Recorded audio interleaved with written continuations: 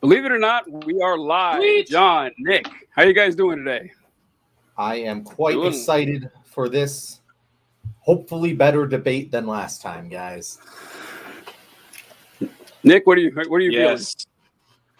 Same. I'm excited for this debate. Hopefully it's going to be better than last time.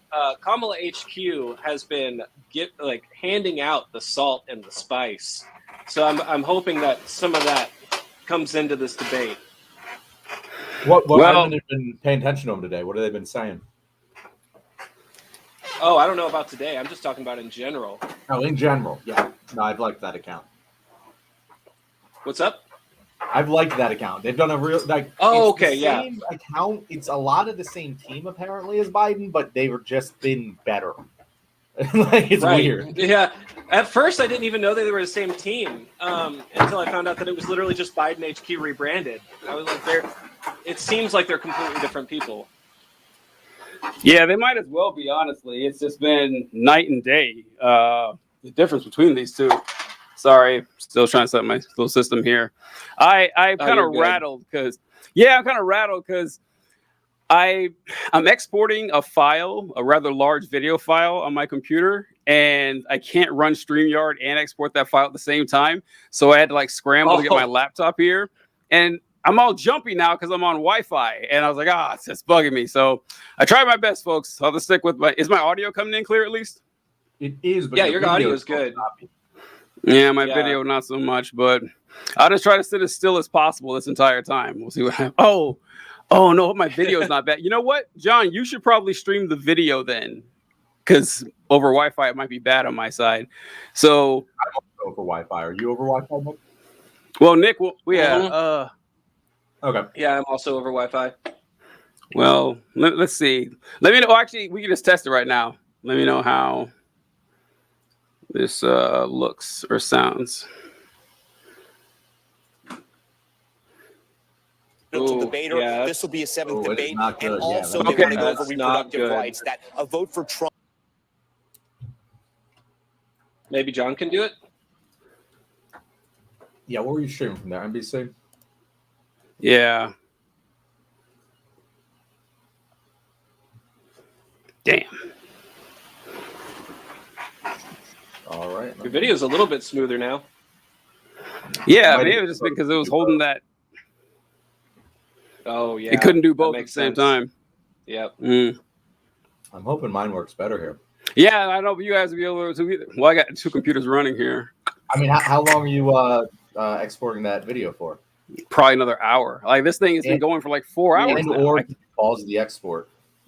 I can't. It's I can cancel it, but it's at 93%, but it was at 91% 20 minutes ago. So it's yeah, no, you don't want to pause or you don't want to cancel it. I know, right? And it's so I actually did some honest to God editing. Exporting a feature-length film? No, it's an hour and 5-minute video on CapCut, and generally those videos don't take so long. But I mean, I haven't done an hour, but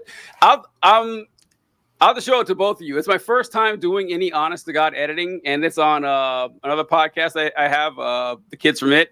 But it's cuts actually between the people. I spent 3 hours editing it, and so I'm very proud of this. And so I thought I started exporting this literally 3 hours ago. I thought for sure it'd be done by now, and then as time kept creeping close, God, but it's too high to just cancel it. So it'll probably stop right once the broadcast ends. God, that sucks. Getham's right. Yeah, I'm really hoping this works. Let's go. Let's try. It's looking good on my side. So hold on. This is great live content. I know, right? I know. We're real professionals here. I love how we all we went through that whole are we ready? Everybody check off. We're pulling a Joe Biden right now. We're pulling a Joe Biden here, fumbling the bag at the last possible second. Yeah. This is I do like how my video is smooth as eggs now. That's great. All right, Josh, thank you. Let's bring back how's this going? Hallie Jackson. I want to talk Looks about good. How it's the better. It is better, yeah. Can you hear it? As the prosecutor. It's not. I can hear it. We can hear it. Yeah. Against it's not perfect, but okay. Are there limits to that in this format? Do you think? Actually, no. It just buffered. It's good now. Yeah, it looks good on my end. It looks good, yeah. People, yeah, no, it's much better now. Yeah, it looks good to me. Whew, thank God. John saved the day. Until my Wi-Fi gives out. Oh, Christ. Yeah, I do not trust streaming on Wi-Fi. It scares me. And having to do it right now, though. So I saw some comments here. And we got Derek Johnson saying, should be funny watching the libtards melt down when Camel Face, very clever, can't handle things without a script. She's going to get cooked. I mean, got us last time, so we'll see. Okay. So here's the thing, too, Jen. Mm-hmm. Donald Trump definitely can't handle it. Like, we know what Trump's ceiling is, and it's not very high. Kamala needs to go up and shoot par. And yeah, right. I know. It's just like, this is what bothered me so much about the last debate is when I kept hearing people say, oh, well, it's impossible to defeat Trump at a debate because he just goes up there and lies all the time. I said, no, it's easy to beat Trump at a debate. It's easy. Anybody could do it. You know, you just have to be a normal fucking person. And I heard someone, I think it was, what's that New York Times reporter? BB Boyce, I think his TikTok account is. But I think he was saying that this isn't a debate for Kamala Harris. It's a job interview, basically. She's just treated like that. You know, don't worry. Yeah. I say, yeah, do the job interview thing, but make sure to throw some insult to Trump. Just do it. Just why not? I mean, he doesn't deserve the dignity and respect of a presidential candidate of the United States anyway, and it'll get under his skin. That's just how I see it. Yep. Well, Harris and Walz have been doing a great job of that so far. Yes, yes, absolutely. Yeah, seeing their interviews, seeing like at the DNC. Also, Walz, when he was like right after he accepted the nomination of vice president, he immediately went for a couch joke. So, I think she's fine. I think she's got it. I really do hope they have a Walz Vance debate because that will be must see TV. Oh Jesus! Oh man! No, it's coming. Well, actually, wait. Didn't JD Vance drop out of it? I didn't hear that. No, I don't know. I don't know. I have to look it up. I just think like the money's there. You know, like there's going to be the network's going to be very pressuring them. People are going to watch it, and it's not actually going to affect the election. So there's no reason for either of them to not do it. Yeah, we'll see. Did you guys see that thing that started spreading yesterday about Haitian immigrants are coming to eat your cats? I'm all the fuck over that. My God, man, so it's just JD Vance retweeted one of these claims saying that, wow, I can't believe that these Haitian immigrants are eating people's pets, and then he had the balls to say. And his next tweet, well, you know, apparently some of these rumors are unfounded and it could all be nonsense, but I don't care. It's funny. Keep spreading the cat memes, people. And seeing that shit, like this is what you expect from your general right winger, even your congressmen, senators. Ted Cruz retweeted it. But God damn it, man. Like the fact that the presidential ticket is out here saying this is like, it's just mean-spirited racism. Like it's not even trying to be clever or like allude to some sort of policy.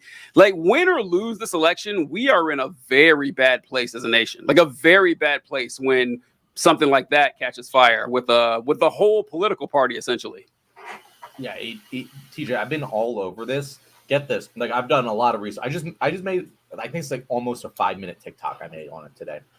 But the woman, this original story came from a woman in Ohio who did eat a cat. Definitely happened.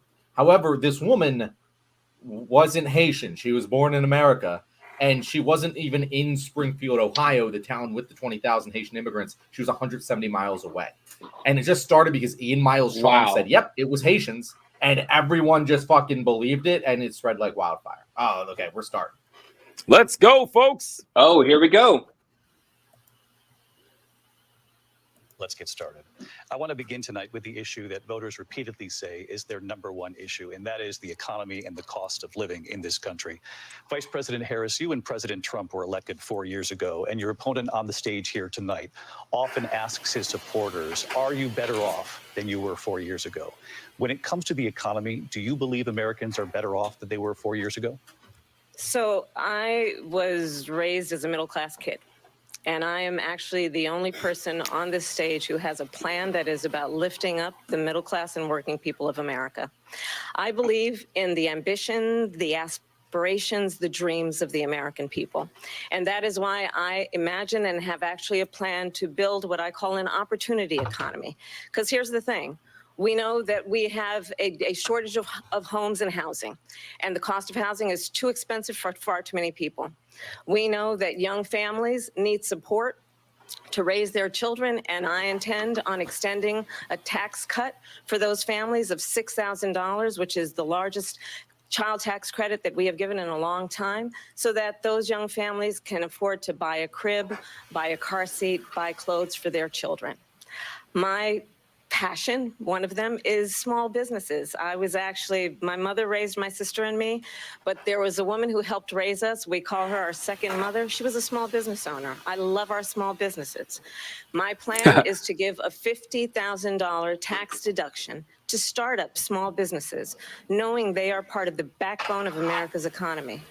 My opponent, on the other hand, his plan is to do what he has done before, which is to provide a tax cut for billionaires and big corporations, which will result in $5 trillion to America's deficit. My opponent has a plan that I call the Trump's sales tax, which would be a 20% tax on everyday goods that you rely on to get through the month. Economists have said that Trump sales tax would actually result for middle-class families in about $4,000 more a year because of his policies and his ideas about what should be the backs of middle-class people paying for tax cuts for billionaires. President Trump, I'll give you 2 minutes. First of all, I have no sales tax. That's an incorrect statement. She knows that. We're doing tariffs on other countries. Other countries are going to finally pay us back for all that we've done for the world. And the tariff will be substantial in some cases. I took in billions and billions of dollars, as you know, from China. In fact, they never took the tariff off because there was so much money they can't. It would totally destroy everything that they've set out to do. They're taking in billions of dollars from China and other places. They've left the tariffs on. Just going to triple down on what tariffs are. He's so weird with the tariffs, man. Look, we've had a terrible economy because inflation, which is really known as a country buster. It breaks up countries. We have inflation like very few people have ever seen before, probably the worst in our nation's history. We were at 21%, but that's being generous because many things are 50, 60, 70, and 80% higher than they were just a few years ago. This has been a disaster for people, for the middle class, but for every class. On top of that, we have millions of people pouring into our country from prisons and jails, from mental institutions and insane asylums, and they're coming in and they're taking jobs that are occupied right now by African Americans and Hispanics, and also unions. Unions are going to be affected very soon. And you see what's happening. You see what's happening with towns throughout the United States. You look at Springfield, Ohio. You look at Aurora in Colorado. My God. They are taking over the towns. They're taking over buildings. They're going in violently. These are the people that Xi and Biden led into our country, and they're destroying our country. They're dangerous. They're at the highest level of criminality, and we have to get them out. We have to get them out fast. I created one of the greatest economies in the history of our country. I'll do it again and even better. We are going to get to immigration and border security during this debate, but I would like to let Vice President Harris respond on the economy here. Well, I would love to. Let's talk about what Donald Trump left us. Make fun of him. Make fun of him. I don't know what unemployment since the Great Depression. Donald Trump left us the worst public health epidemic in a century. Oh no. Oh no. Donald Trump left us the worst attack on our democracy since the Civil War. And what we have done is clean up Donald Trump's mess. What we have done and what I intend to do is build on what we know are the aspirations and the hopes of the American people. But I'm going to tell you all in this debate tonight, you're going to hear from the same old tired playbook, a bunch of lies, grievances, and name calling. What you're going to hear tonight is a detailed and dangerous plan called Project 2025 that the former president intends on implementing Smart. if he were elected again. And Trump just nodded. I believe very strongly that the American people want a president who understands the importance of bringing us together, knowing we have so much more in common than what separates us. And I pledge to you to be a president for all Americans. President Trump will give you a minute here to respond. Number one, I have nothing to do, as you know, and as she knows better than anyone, I have nothing to do with Project 2025. That's out there. I haven't read it. I don't want to read it purposely. I'm not going to read it. This was a group of people that got together. They came up with some ideas, I guess some good, some bad, but it makes no difference. I have nothing to do. Everybody knows I'm an open book. Everybody knows what I'm going to do. Cut taxes very substantially and create a great economy like I did before. We had the greatest economy. We got hit with a pandemic, and the pandemic was not since 1917, where 100 million people died. Has there been anything like it? We did a phenomenal job with the pandemic. We handed them over a country where the economy and where the stock market was higher than it was before the pandemic came in. Nobody's ever seen anything like it. We made ventilators for the entire world. We got gowns, we got masks, we did things that nobody thought possible. And people give me credit for rebuilding the military. They give me credit for a lot of things, but not enough credit for the great job we did with the pandemic. But the only jobs they got were bounce back jobs. These were jobs bounced back, and it bounced back and it went to their benefit. But I was the one that created them. They know it, and so does everybody else. Oh, boy. So Donald Trump has no plan for you. And when you look at his economic plan, it's all about tax breaks for the richest people. I am offering what I describe as an opportunity economy. And the best economists in our country, if not the world, have reviewed our relative plans for the future of America. What Goldman Sachs has said is that Donald Trump's plan would make the economy worse. Mine would strengthen the economy. What the Wharton School has said is Donald Trump's plan the alma mater, not the alma mater. Damn.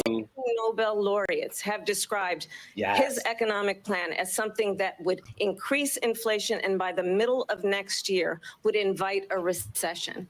You just have to look at where we are and where we stand on the issues. And I'd invite you to know that Donald Trump actually has no plan for you, because he is more interested in defending himself than he is in looking out for you. Defending against what? For that to say. Look, I went to the Wharton School of Finance, and many of those professors, the top professors, think my plan is a brilliant plan. It's a great plan. No, they support me, actually. Our worth and value of the country is going to make people want to be able to go and work and create jobs and create a lot of good, solid money for our country. Just to finish off, she doesn't have a plan. She copied Biden's plan, and it's 4 sentences, like run, spot, run. 4 sentences that are just, we'll try and lower taxes. Build Back Better is one sentence. It's 4 words. She doesn't have a plan. Oh, that's 3 words. Mr. President, I do want to drill down on something you both brought up. The vice president brought up your tariffs. You responded, and let's drill down on this because your plan is what she calls is essentially a national sales tax. Your proposal calls for tariffs, as you pointed out here, on foreign imports across the board. You recently said that you might double your plan, imposing tariffs up to 20% on goods coming into this country. He did get them. As you know, many economists say that with tariffs at that level, costs are then passed on to the consumer. Vice President Harris has argued it'll mean higher prices on gas, food, clothing, medication, arguing it costs the typical family nearly $4,000 a year. Do you believe Americans can afford higher prices because of tariffs? They're not going to have higher prices. What's going to have and who's going to have higher prices is China. Oh my God! Countries that have been ripping oh us my off for God! Years. I was the only president ever. China was paying us hundreds of billions of dollars, and so were other countries. And you know, if she doesn't like them, they should have gone out and they should have immediately cut the tariffs. But those tariffs are there 3.5 years now under their administration. And he wants a lot more, folks. More tariffs. Billions of dollars, hundreds of billions of dollars. I had no inflation, virtually no inflation. They had the highest inflation perhaps in the history of our country because I've never seen a worse period of time. People can't go out and buy cereal or bacon or eggs or anything else. The people of our country are absolutely dying with what they've done. They've destroyed the economy. And all you have to do is look at a poll. The polls say 80 and 85 and even 90% that the Trump economy was great, that their economy was terrible. Vice President Harris, I do want to ask for your response, and you heard what the president said there, because the Biden administration did keep a number of the Trump tariffs in place. So how do you respond? Well, let's be clear that the Trump administration resulted in a trade deficit, one of the highest we've ever seen in the history of America. He invited trade wars. You want to talk about his deal with China? What he ended up doing is, under Donald Trump's presidency, he ended up selling American chips to China to help them improve and modernize their military, basically sold us out, when a policy about China should be in making sure the United States of America wins the competition for the 21st century, which means focusing on the details of what that requires, focusing on relationships with our allies, focusing on investing in American-based technology so that we win the race on AI, on quantum computing, focusing on what we need to do to support America's workforce so that we don't end up having on the short end of the stick in terms of workers. I know. rights. Why didn't she explain But the what tariffs? Donald This Trump pisses me off. They did never do about that. this Jesus with COVID Christ. Is he actually thanked Not once. President Xi for I would what also he like did to see during her COVID. Look respond at his to tweet. why Thank you, they're still President there. Xi! Exclamation point. When we know that Xi was responsible for lacking and not giving us transparency about the origins of COVID. President Trump, I'll let you respond. First of all, they bought their chips from Taiwan. We hardly make chips anymore because of philosophies like There are millions of people wondering why they're talking about like Pringles here, like chips. What the fuck are they talking about? Everything that she believed 3 years ago and 4 years ago is out the window. She's going to my philosophy now. In fact, I was going to send her a MAGA hat. She's gone to my philosophy. But if she ever got elected, she'd change it. And it will be the end of our country. Which one is She's it? a Marxist. She's Everybody going to knows his She's a Marxist, folks. There it is. He's a Marxist He's a professor in Marxist. economics, and he taught her well.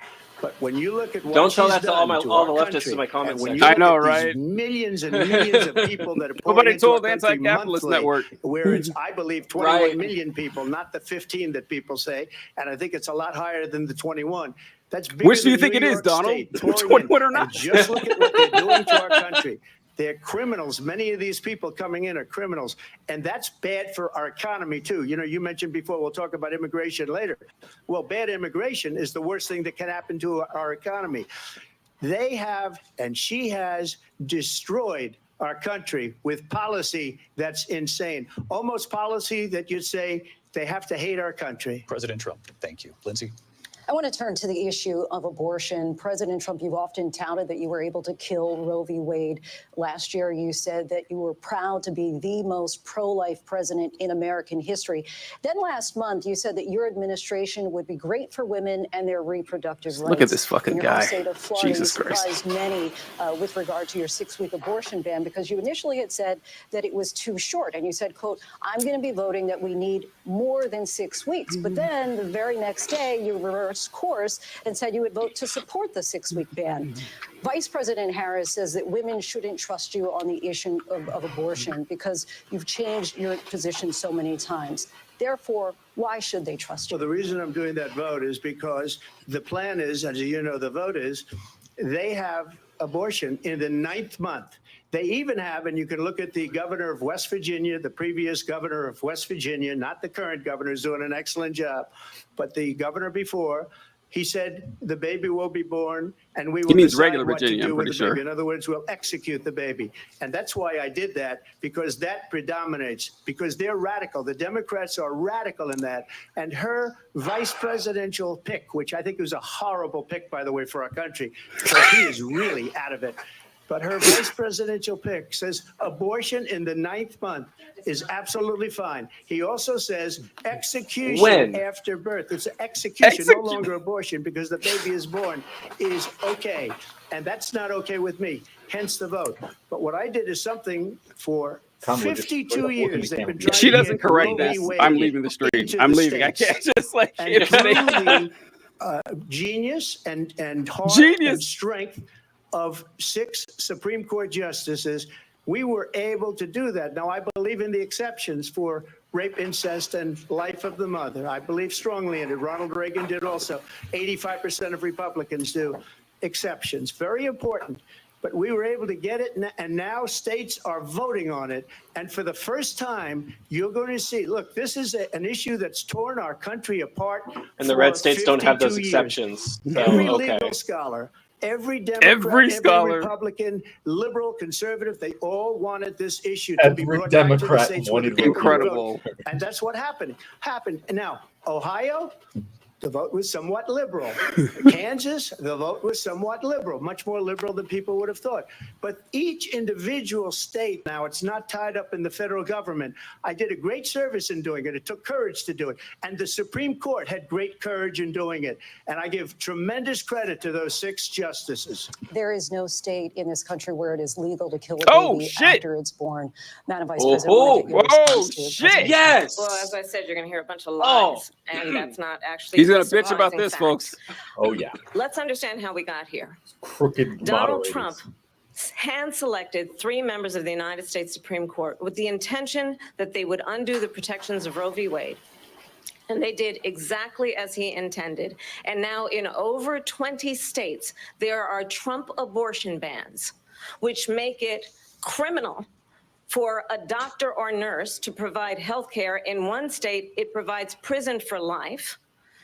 Trump abortion bans that make no exception even for rape and incest, which understand what that means. A survivor of a crime of violation to their body does not have the right to make a decision about what happens to their body next. That is immoral.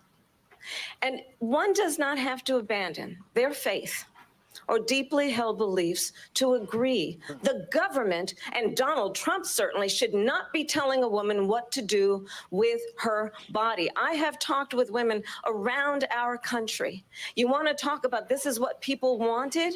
Pregnant women who want to carry a pregnancy to term, suffering from a miscarriage, being denied care in an emergency room because the healthcare providers are afraid they might go to jail, and she's bleeding out in a car in the parking lot. She didn't want that. Her husband didn't want that.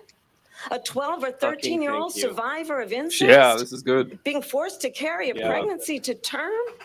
They don't want that. And I pledge to you, when Congress passes a bill to put back in place the protections of Roe v. Wade, as Talking to that President of dead the Mike. United States, I Do will it. proudly sign it into law. But understand, if Donald Trump were to be reelected, he will sign a national abortion ban. Understand, in his Project 2025, there would be a national abortion, a monitor that would be monitoring your pregnancies, your miscarriages. I think the American people believe that certain freedoms, in particular the freedom to make decisions about one's own body, should not be made by the government. Thank you, Vice President That was excellent. Harris. That was There she excellent. goes again. Yeah, It's that was a lie. great. I'm not signing a ban, and there's no reason to sign a ban because we've gotten what everybody wanted. Democrats, Republicans, and everybody else. I know, And I every know. legal scholar wanted it to be Right brought back back to it. into the states, and the states are voting. And it may take a little time, but for 52 years, this issue has torn our country apart, and they've wanted it back in the states. And I did something that nobody thought was possible. The states are now voting. What she says is an absolute lie. And as far as the abortion ban, no, I'm not in favor of abortion ban, but it doesn't matter because this issue has now been taken over by the states. Would you veto a national abortion ban if it Well, came I to your won't desk? have to because You two fucking things. coward. No, she said she'll go back to Congress. She'll never get the vote. It's impossible for her to get the vote, especially now with the 50-50 and essentially 50-50 in both Senate and the House. She's not going to get the vote. She can't get the vote. She won't even come close to it. So it's just talk. You know what it reminds me of when they said they're going to get student loans terminated, and it ended up being a total catastrophe. The student Yeah, loans, because of and then Republicans. I think probably her boss, if you call him a boss, he spends all his time on the beach. But look, her boss went out and said, we'll do it again. We'll do it a different way. And he went out, got rejected again by the Supreme Court. So all these students got taunted with this whole thing about this whole idea. And how unfair that would have been, part of the reason they lost, to the millions and millions of people that had to pay off their It was student unfair, loans. but fuck They them. didn't get it for Basically, it's free. what Trump is But they were saying. it's the same way that they talk about that they talk about abortion. abortion. But if I could just get a yes or no, because your running mate, J.D. Vance, has said that you would veto it if it did come to your desk. Well, I didn't discuss it with J.D. In all fairness, J.D. And I don't mind if he has a certain view, but I think he's speaking for me. But I really didn't. Look.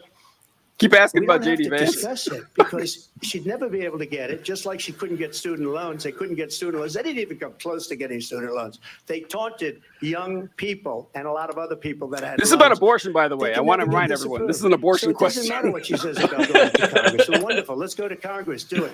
But the fact is that for years, they wanted to get it out of Congress and out of the federal government. And we did something that everybody said couldn't be done. And now you have a vote of the people on abortion. Vice President Harris, I want to give you your time to respond, but I do want to ask, would you support any restrictions on a woman's right to an abortion? I absolutely support reinstating the protections of Roe v. Wade. And as you rightly mentioned, nowhere in America is a woman carrying a pregnancy to term and in asking for an abortion. That is not happening. It's insulting to the women of America. And understand what has been happening under Donald Trump's abortion bans. Couples who pray and dream of having a family are being denied IVF treatments. What is happening in our country? Working people, working women who are working 1 or 2 jobs, who can barely afford childcare as it is, have to travel to another state to get on a plane sitting next to strangers to go and get the health care she needs. Barely can afford to do it, and what you are putting her through is unconscionable. And the people of America have not, the majority of Americans believe in a woman's right to make decisions about her own body. And that is why in every state where this issue has been on the ballot, in red and blue states both, the people of America have voted for freedom. Vice President Harris, Excuse me, I have to respond. Another lie. It's another lie. I have been a leader on IVF, which is fertilization. The IVF, I have been a leader. In fact, when they got a very negative decision on IVF from the Alabama courts, I saw the people of Alabama and the legislature 2 days later voted it in. I've been a leader on it. They know that, and everybody Never mind the else fact that knows your it. vice I have been presidential a pick leader on voted it fertilization, down. IVF. And the other thing, you should ask, will she allow abortion in the 8th month, 9th month, 7th month? Come on. Okay, would you do that? Why don't you ask her that question? Why don't you answer That's the problem. question? Would you because veto? under Roe v. Wade, Answer the question. Would you veto? You could do abortion. Jesus Christ, in it's the an 7th month, ask question, the Kamala. 9th month, and probably after birth. Just I look support at the stipulations put forward in Roe v. Wade and the Casey decision. That's it. That's it.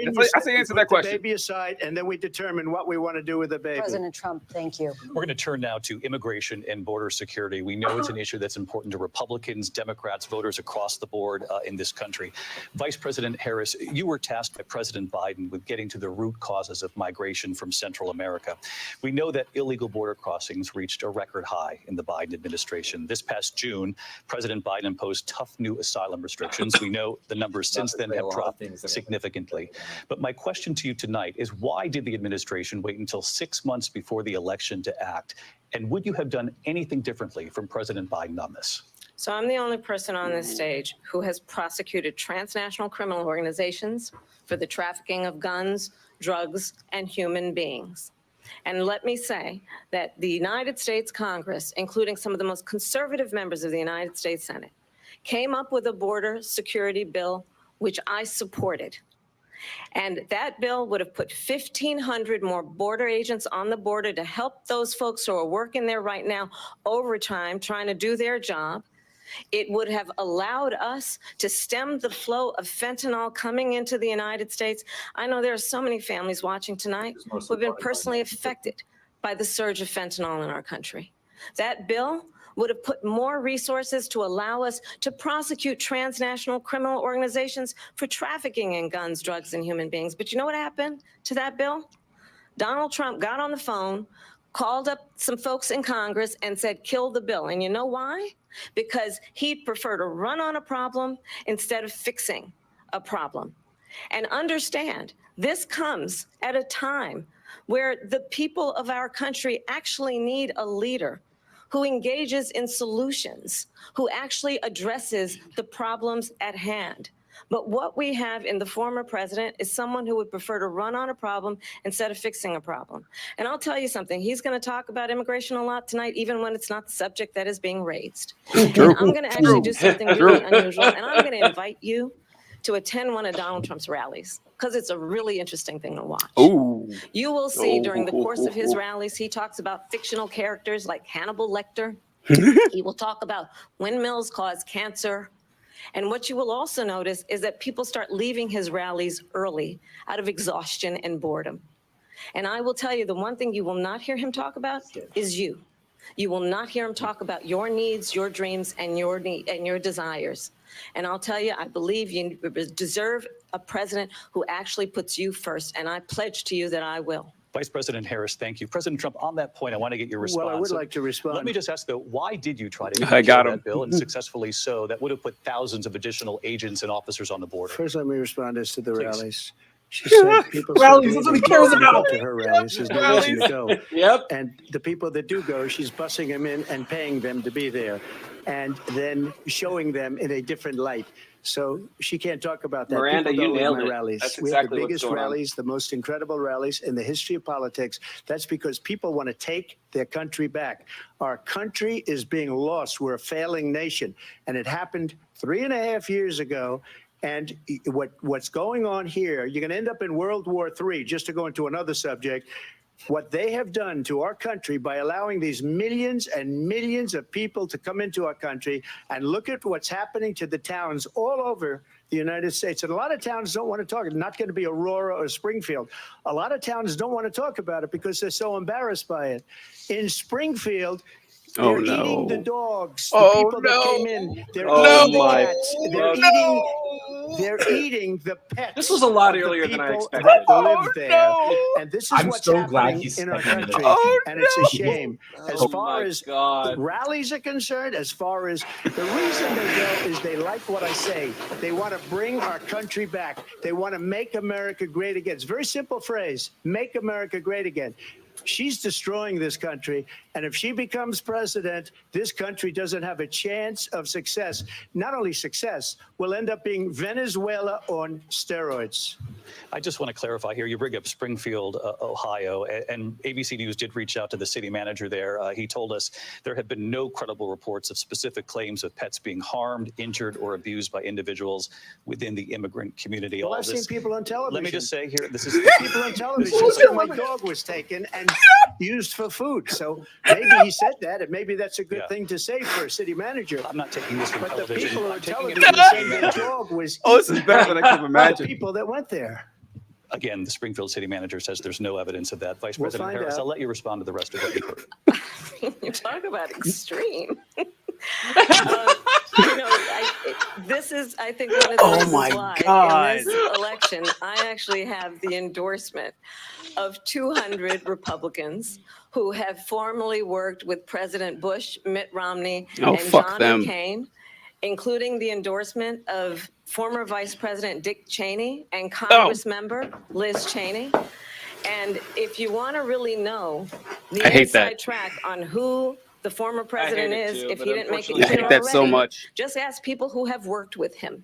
His former chief of staff, a 4-star general, has said he has contempt for the Constitution of the United States. His former national security advisor has said he is dangerous and unfit. His former Secretary of Defense has said the nation, the republic, would never survive another Trump term. And when we listen to this kind of rhetoric, when the issues that affect the American people are not being addressed, I think the choice is clear in this election. President Trump, I'll give you a quick minute to respond here. Thank you, because getting a little red there. See, I'm a different kind of a person. I fired most of those people. Not so graciously. They did bad things or a bad job. I fired them. They never fired one person. They didn't fire anybody having to do with They're great at hiring people. They know how to hire I hope we just killed, viciously and violently killed. And I got to know the parents and the family. They didn't fire. They should have fired all those generals, all those top people, because that was one of the most incompetently handled situations anybody has ever seen. So When somebody does a bad job, I fire him. And you take a guy like Esper. He was no good. I fired him. So he writes a book. Another one writes a book. Because with me, they can write books. With nobody else can they? But they have done such a poor job. And they never fire anybody. Look at the economy. Look at the inflation. They didn't fire any of their economists. They have the same people. That's a good way not to have books written about you. Them? But just Come to on. finish, You I got more this. votes than any Republican in history by far. You got it. In fact, I got more votes than any president, sitting president in keeps history by far. What? Let me continue on immigration. It I was mean, what that's you wanted true. to talk about earlier. So let's get back to your deportation proposal. No, you that the didn't even Vice let her President has respond. reacted to as well. President Trump, you call this the largest domestic deportation operation in the history of our country. You say you would use the National Guard. You say if things get out of control, you'd have no problem using the U.S. With local military. police, yes. You also said you would use local police. How would you deport 11 million undocumented immigrants? I know you believe Very that number carefully. is much higher. Take us through this. What does this look like? Will authorities be going door to door in this country? Yeah, it is much higher because of them. They allowed criminals, many millions of criminals. They allowed terrorists. They allowed common street criminals. They allowed people to come in, drug dealers, to come into our country. And they're now in the United States and told by their countries, like Venezuela, don't ever come back or we're going to kill you. Do you know that crime in Venezuela and crime in countries all over the world is way down? You know why? Because they've taken we're back. our country. And this will be one of the greatest mistakes in history for them to allow. And I think they probably did it because they think they're going to get votes, but it's not worth it because they're destroying the fabric of our country by what they've done. There's never been anything done like this at all. They've destroyed the fabric of our country. Millions of people let in, and all over the world, crime is down all over the world except here. Crime here is up and through the roof, despite their fraudulent statements. Crime is like a 30-year low, as Crime everyone in this knows. country is through the roof, and we have a new form of crime. It's called migrant crime. and it's happening at levels that nobody thought possible. President Trump, as you know, the FBI says overall violent crime is actually coming down in this country. But Vice Excuse me, President the Harris, FBI they were defrauding statements. They didn't include the worst cities. They didn't include the cities with the worst crime. It was a fraud, just like their number of 818,000 jobs that they said they created turned out to be a fraud. President Trump, thank you. I'll let you respond, Vice President Harris. Well, I think this is so rich coming from someone who has been prosecuted for national security crimes, economic crimes, election interference, has been found liable for sexual assault, and his next big court appearance is in November at his own criminal sentencing.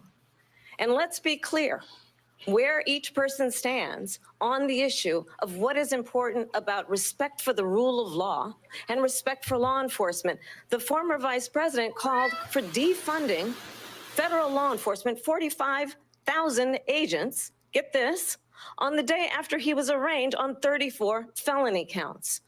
So let's talk about what is important in this race. It is important that we move forward, that we turn the page on this same old tired rhetoric and address the needs of the American people, address what we need to do about the housing shortage, which I have a plan for, address what we must do to support our small businesses, address bringing down the price of groceries. But frankly, the American people are exhausted with this same old tired playbook. Vice President Harris, thank you. Excuse me. Every one of those cases was started by them against their political opponent. And I'm winning most of them, and I will win the rest on appeal. And you saw that with the decision that came down just recently from the Supreme Court. I'm winning most of them. But those are cases, it's called weaponization. Never happened in this country. They weaponized the Justice Department. Every one of those cases was involved with the DOJ, from Atlanta and Fani Willis to the Attorney General of New York and the DA in New York, every one of those cases. And then they say, oh, he's a criminal. They're the ones that made them go after me. By the way, Joe Biden was found essentially guilty on the documents case. And what happened in my documents case? They said, oh, that's the toughest of them all. a complete and total victory. 2 months ago, it was thrown out. That's not It's true. weaponization, and they used it, and it's never happened in this country.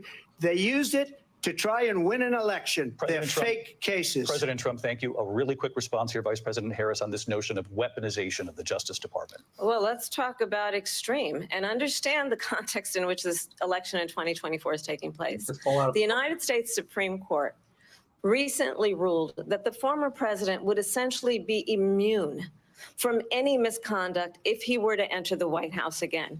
Understand, this is someone who has openly said he would terminate, I'm quoting, terminate the Constitution of the United States, that he would weaponize the Department of Justice against his political enemies. Someone who has openly expressed disdain for members of our military. Understand what it would mean if Donald Trump were back in the White House with no guardrails, because certainly we know now the court won't stop him. We know J.D. Vance is not going to stop him. It's up to the American people Vice to President stop Harris, him. thank you. Lindsay? Vice President Harris, in your last run for president. Weaponized, please. We got This is the continue. one that weaponized, not me. She weaponized. I probably took a bullet to the head because of the things that they say about me. They talk about democracy. I'm a threat to democracy. They're the threat to democracy with a President fake Russia. Your ear looks investigation just that fine, went Donald. nowhere. We have I a lot to like get to. Trump's Lindsay? "I'm rubber Vice and you're President Harris, in your glue" last tactic run for this president, you said debate you that he wanted to keeps ban using. fracking. Now you don't. You wanted mandatory government buyback programs for assault weapons. Now your campaign says you don't. You supported decriminalizing border crossings. Now you're taking a harder line. I know you say that your values have not changed. So then why have so many of your policy positions changed? So my values have not changed, and I'm going to discuss every one of the, at least every point that you've made. But in particular, let's talk about fracking because we're here in Pennsylvania. I made that very clear in 2020. I will not ban fracking. I have not banned fracking as Vice President of the United States. And in fact, I was the tie-breaking vote on the Inflation Reduction Act, which opened new leases for fracking. My position is that we have got to invest in diverse sources of energy so we reduce our reliance on foreign oil. We have had the largest increase in domestic oil production in history because of an approach that recognizes that we cannot over-rely on foreign oil. As it relates to my values, let me tell you, I grew up a middle-class kid raised by a hardworking mother who worked and saved and was able to buy our first home when I was a teenager.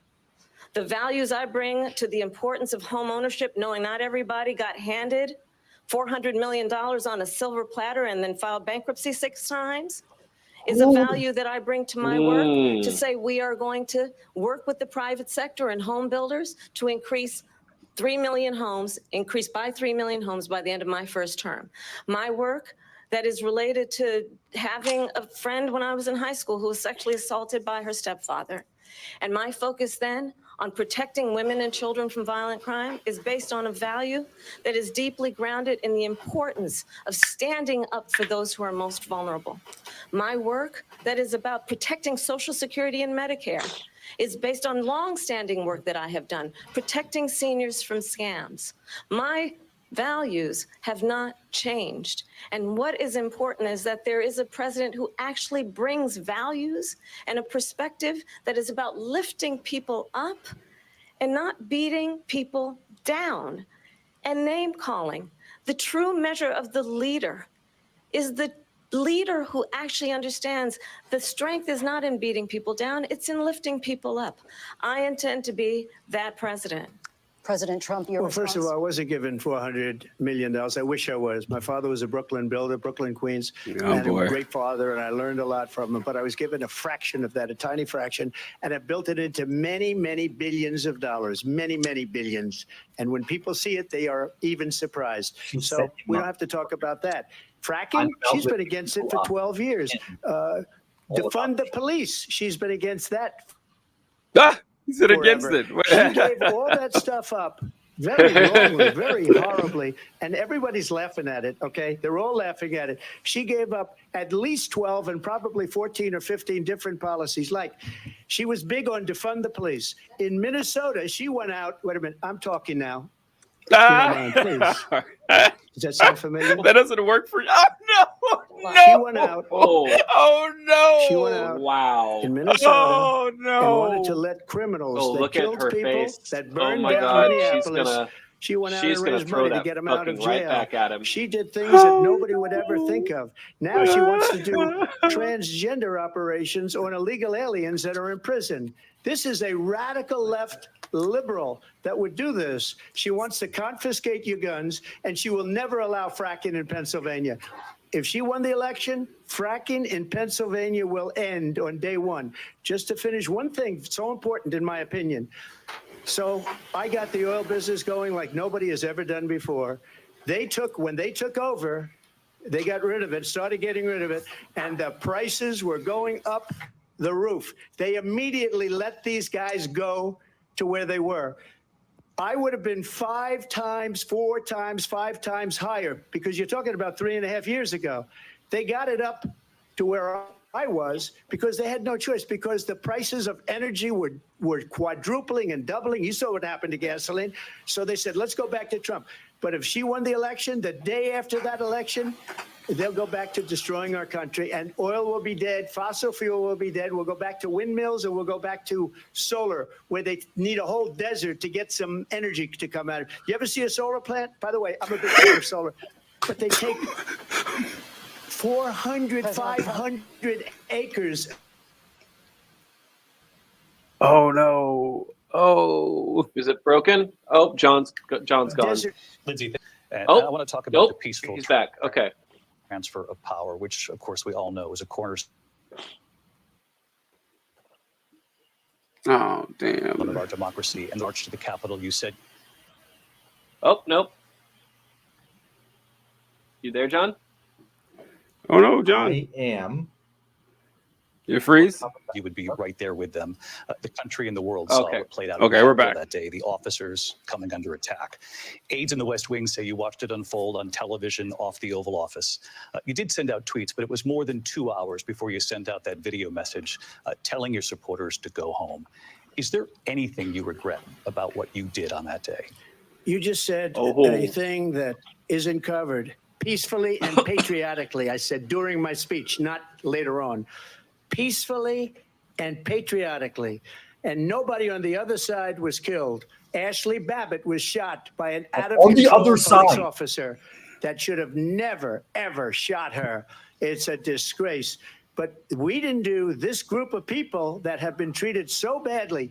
I ask, what about all the people that are pouring into our country and killing people? Amazing. She allowed to pour in. Amazing. She was the border czar. Remember that. She Wow. was the border czar. She doesn't want to be Amazing. called the border czar because she's embarrassed by the border. In fact, she said at the beginning, well, I'm surprised you're not talking about the border yet. That's because she knows what a bad job they've done. What about those people? When are they going to be prosecuted? When are these people from countries all over the world, not just South America? They're coming in from all over the world, David, all over the world, and crime rates are down all over the world because of it. But let me just when are those, David? When are those people going to be prosecuted? When are the people that burned down Minneapolis going to be prosecuted? Or in This Seattle? is wild, They went into Seattle. They man. took over a big percentage of the city of Seattle. When are those people going to be prosecuted? But let me just ask You might ask her that question. You were the president. You were watching it unfold on television. It's a very simple question as we move forward toward another election. Is there anything you regret about what you did on that day? Yes, sir. I had nothing to do with that other than they asked me to make a speech. I showed up for a speech. I said, I think it's going to be big. I went to Nancy Pelosi and the mayor of Washington, D.C., and the mayor put it back in writing, as you know. I said, you know, this is going to be a very big rally or whatever you want to call it. And again, it wasn't done by me. It was done by others. I said, I'd like to give you 10,000 National Guard or soldiers. They rejected me. Nancy Pelosi rejected me. It was just 2 weeks ago. Her daughter has a tape of her saying she is fully responsible for what happened. They want to get rid of that tape.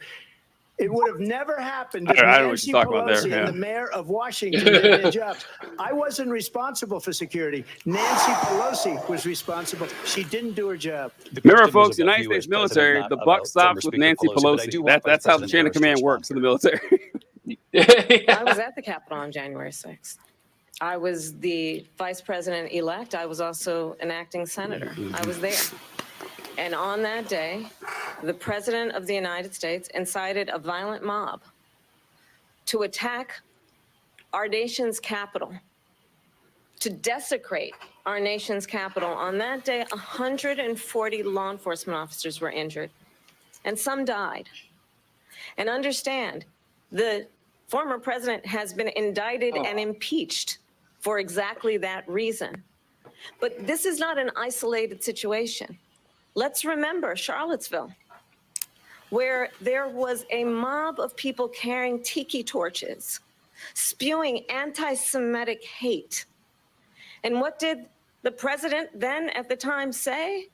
There were fine people on each side. Let's remember that when it came to the Proud Boys, a militia, the president said, the former president said, stand back and stand by. So for everyone watching who remembers what January 6th was, I say we don't have to go back. Let's not go back. We're not going back. It's time to turn the page.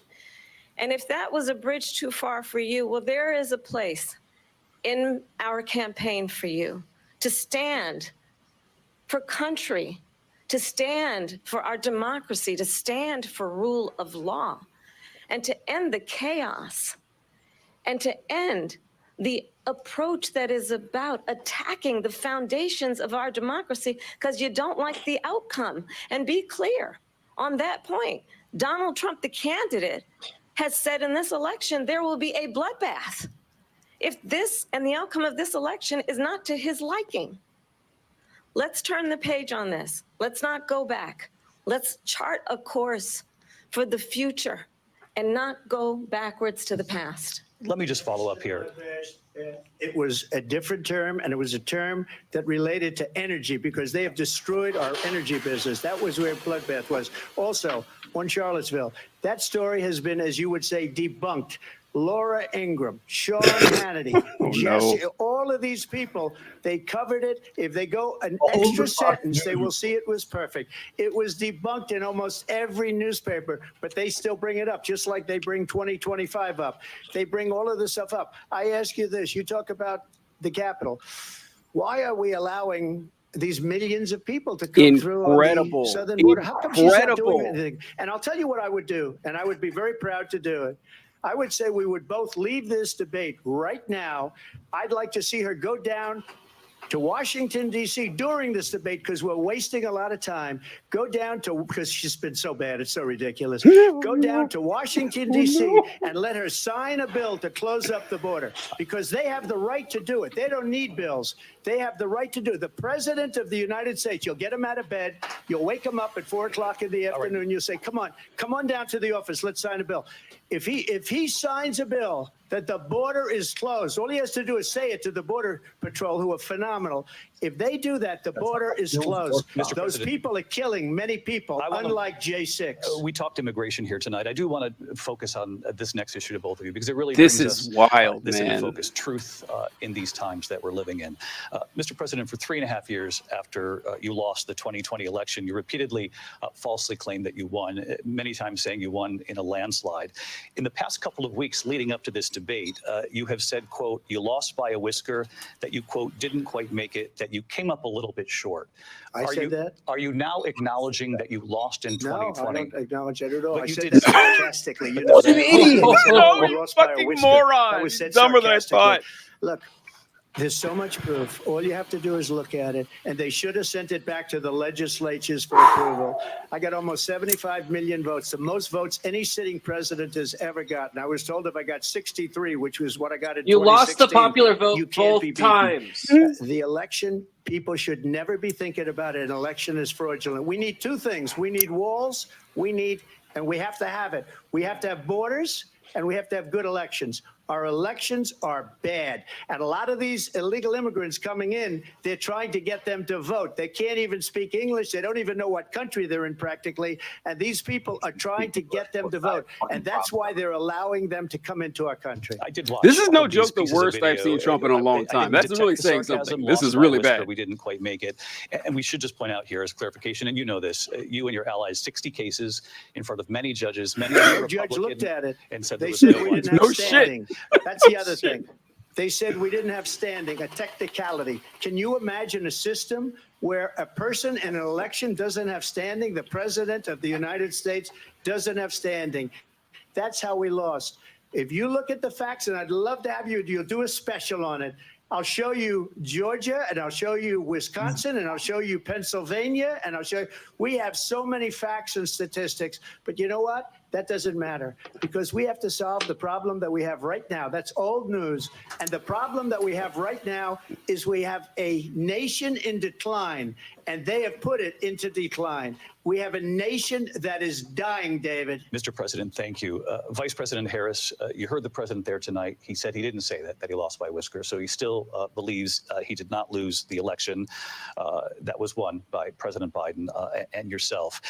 But I do want to ask you about something that's come up in the last couple of days. This was a post from President Trump about this upcoming election just weeks away. He said, when I win, those people who cheated, and then he lists donors, voters, election officials, he says will be prosecuted to the fullest extent of the law, which will include long-term prison sentences. One of your campaign's top lawyers responded saying, we won't let Donald Trump intimidate us. We won't let him suppress the vote. Is that what you believe he's trying to do here? Donald Trump was fired by 81 million people. So let's be clear about that. And clearly he is having a very difficult time processing that. But we cannot afford to have a president of the United States who attempts, as he did in the past, to upend the will of the voters in a free and fair election. And I'm going to tell you that I have traveled the world as Vice President of the United States, and world leaders are laughing at Donald Trump. I have talked with military leaders, some of whom worked with you, and they say you're a disgrace. And when you then talk in this way in a presidential debate and deny what over and over again are court cases you have lost because you did, in fact, lose that election, it leads one to believe that perhaps we do not have in the candidate to my right the temperament or the ability to not be confused about fact. That's deeply troubling, and the American people deserve better. I'll give you 1 minute to respond, Mr. President. Let me just say about world leaders. Viktor Orban, one of the most respected men, they call him a strong man. He's a tough person, smart. Prime Minister of Hungary. They said, why is the whole world blowing up? 3 years ago, it wasn't. Why is it blowing up? He said, because you need Trump back as president. They were afraid of him. China was afraid, and I don't like to use the word afraid, but I'm just quoting him. China was afraid of him. North Korea was afraid of him. Look at what's going on with North Korea, by the way. He said Russia was afraid of him. I ended the Nord Stream 2 pipeline, and Biden put it back on day one, but he ended the XL pipeline. The XL pipeline in our country, he ended that. But he let the Russians build a pipeline going all over Europe and heading into Germany, the biggest pipeline in the world. Look, Viktor Orban said it. He said the most respected, most feared person is Donald Trump. We had no problems when Trump was president. But when this weak, pathetic man that you saw at a debate just a few months ago, that if he weren't in that debate, he'd be running instead of her. She got no votes. He got 14 million votes. What you did, you talk about a threat to democracy. He got 14 million votes, and they threw him out of office. And you know what? I'll give you a little secret. He hates her. He can't stand her. This guy. Oh, my God. This is incredible. Zero votes. Incredible. And when she ran, she was the first one to leave because she failed. And now she's running. I don't understand it, but Mr. I'm President, okay with it because your time is I up. think we're Thank going to do very well. We've got a lot more to get to. Turning now to the Israel-Hamas war and the Wow. hostages who are still being held, Americans among them. Vice President Harris, in December, you said, quote, Israel has a right to defend itself, but you added, quote, it matters how, saying international humanitarian law must be respected. Israel must do more to protect innocent civilians. You said that 9 months ago. Now an estimated 40,000 Palestinians are dead. Nearly 100 hostages remain. Just last week, Prime Minister Benjamin Netanyahu said there's not a deal in the making. President Biden has not been able to break through the stalemate. How would you do it? Well, let's understand how we got here. On October 7, Hamas, a terrorist organization, slaughtered 1,200 Israelis. many of them young people who were simply attending a concert. Women were horribly raped. And so absolutely, I said then, I say now, Israel has a right to defend itself. We would. And how it does so matters, because it is also true, far too many innocent Palestinians have been killed. Children, mothers. What we know is that this war must end. It must end immediately, and the way it will end is we need a ceasefire deal and we need the hostages out. And so we will continue to work around the clock on that. Work around the clock, also understanding that we must chart a course for a two-state solution. And in that solution, there must be security for the Israeli people and Israel, and in equal measure for the Palestinians. But the one thing I will assure you always, I will always give Israel the ability to defend itself, in particular as it relates to Iran and any threat that Iran and its proxies pose to Israel. But we must have a two-state solution where we can rebuild Gaza, where the Palestinians have security, self-determination, and the dignity they so rightly deserve. President Trump, how would you 3 seconds on negotiate Palestine. with Netanyahu and also Hamas in Yeah. order to get the hostages Jesus out and Christ. prevent the killing of more innocent civilians in Gaza? If I were president, it would have never started. If I were president, Oh my God. Russia would have never, ever, I know Putin very well, he would have never, and there was no threat of it either, by the way, for 4 years, have gone into Ukraine and killed millions of people when you add it up, far worse than people understand. Just what's avoid going on over Palestine. there. Okay. But when she mentions about Pivot to Israel, Ukraine. all of a sudden, she hates Israel. But I guess she wouldn't even meet Kamala with did that too. Netanyahu when he went to Congress to make a very important speech. She refused to be there because she was at a sorority party of hers. She wanted to go to the sorority party. What? She hates Israel. If she's president, I believe that Israel will not exist within 2 years from now. And I've been pretty good at predictions, and I hope I'm wrong about that one. She hates Israel. At the same time, in her own way, she hates the Arab population because Why the not? whole Why not? place is going to Why get not? blown up. Arabs, Jewish people, Israel will be gone. It would have never happened. Iran was broke under Donald Trump. Now Iran has $300 billion because they took off all the sanctions that I had. Iran had no money for Hamas or Hezbollah or any of the 28 different spheres of terror, and they are spheres of terror, horrible terror. They had no money. It was a big story, and you know it. You covered it very well, actually. They had no money for terror. They were broke. Now they're a rich nation, and now what they're doing is they're spreading that money around. Look at what's happening with the Houthis and Yemen. Look at what's going on in the Middle East. This would have never happened. I will get that settled and fast, and I'll get the war with Ukraine and Russia ended. If I'm president-elect, I'll get it done before even becoming president. Vice President Harris, he says you hate Israel. That's absolutely not true. I have my entire career and life supported Israel and the Israeli people. He knows that. He's trying to, again, divide and distract from the reality, which is it is very well known that Donald Trump is weak and wrong on national security and foreign policy. It is well known that he admires dictators, wants to be a dictator on day one, according to himself. It is well known that he said of Putin that he can do whatever the hell he wants and go into Ukraine. It is well known that he said when Russia went into Ukraine, it was brilliant. It is well known he exchanged love letters with Kim Jong-un. And it is absolutely well known that these dictators and autocrats are rooting for you to be president again because they're so clear. They can manipulate you with flattery and favors.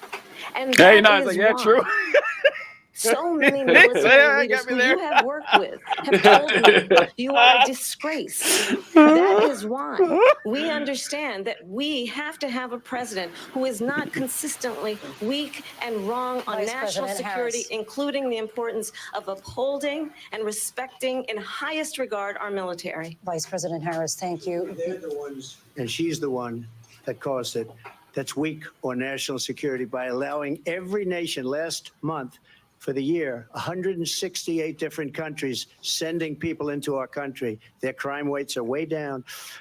Putin endorsed her last week, said, I hope she wins. And I think he meant it, because what he's gotten away with is absolutely incredible. It wouldn't have happened with me. The leaders of other countries think that they're weak and incompetent, and they are. They're grossly incompetent. And I just ask one question.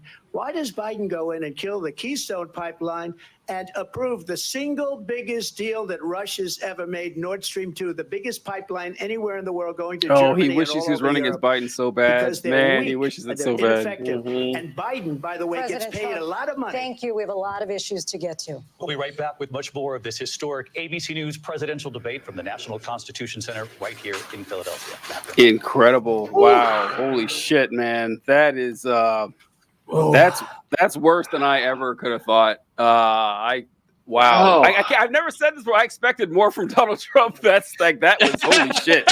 Wow. Yeah. I really hope, Yeah. like, I don't have much faith in the American people. The median voter is an idiot. We all know this, but damn, this has to be clear as day. Right? That's awful, man. Like, this is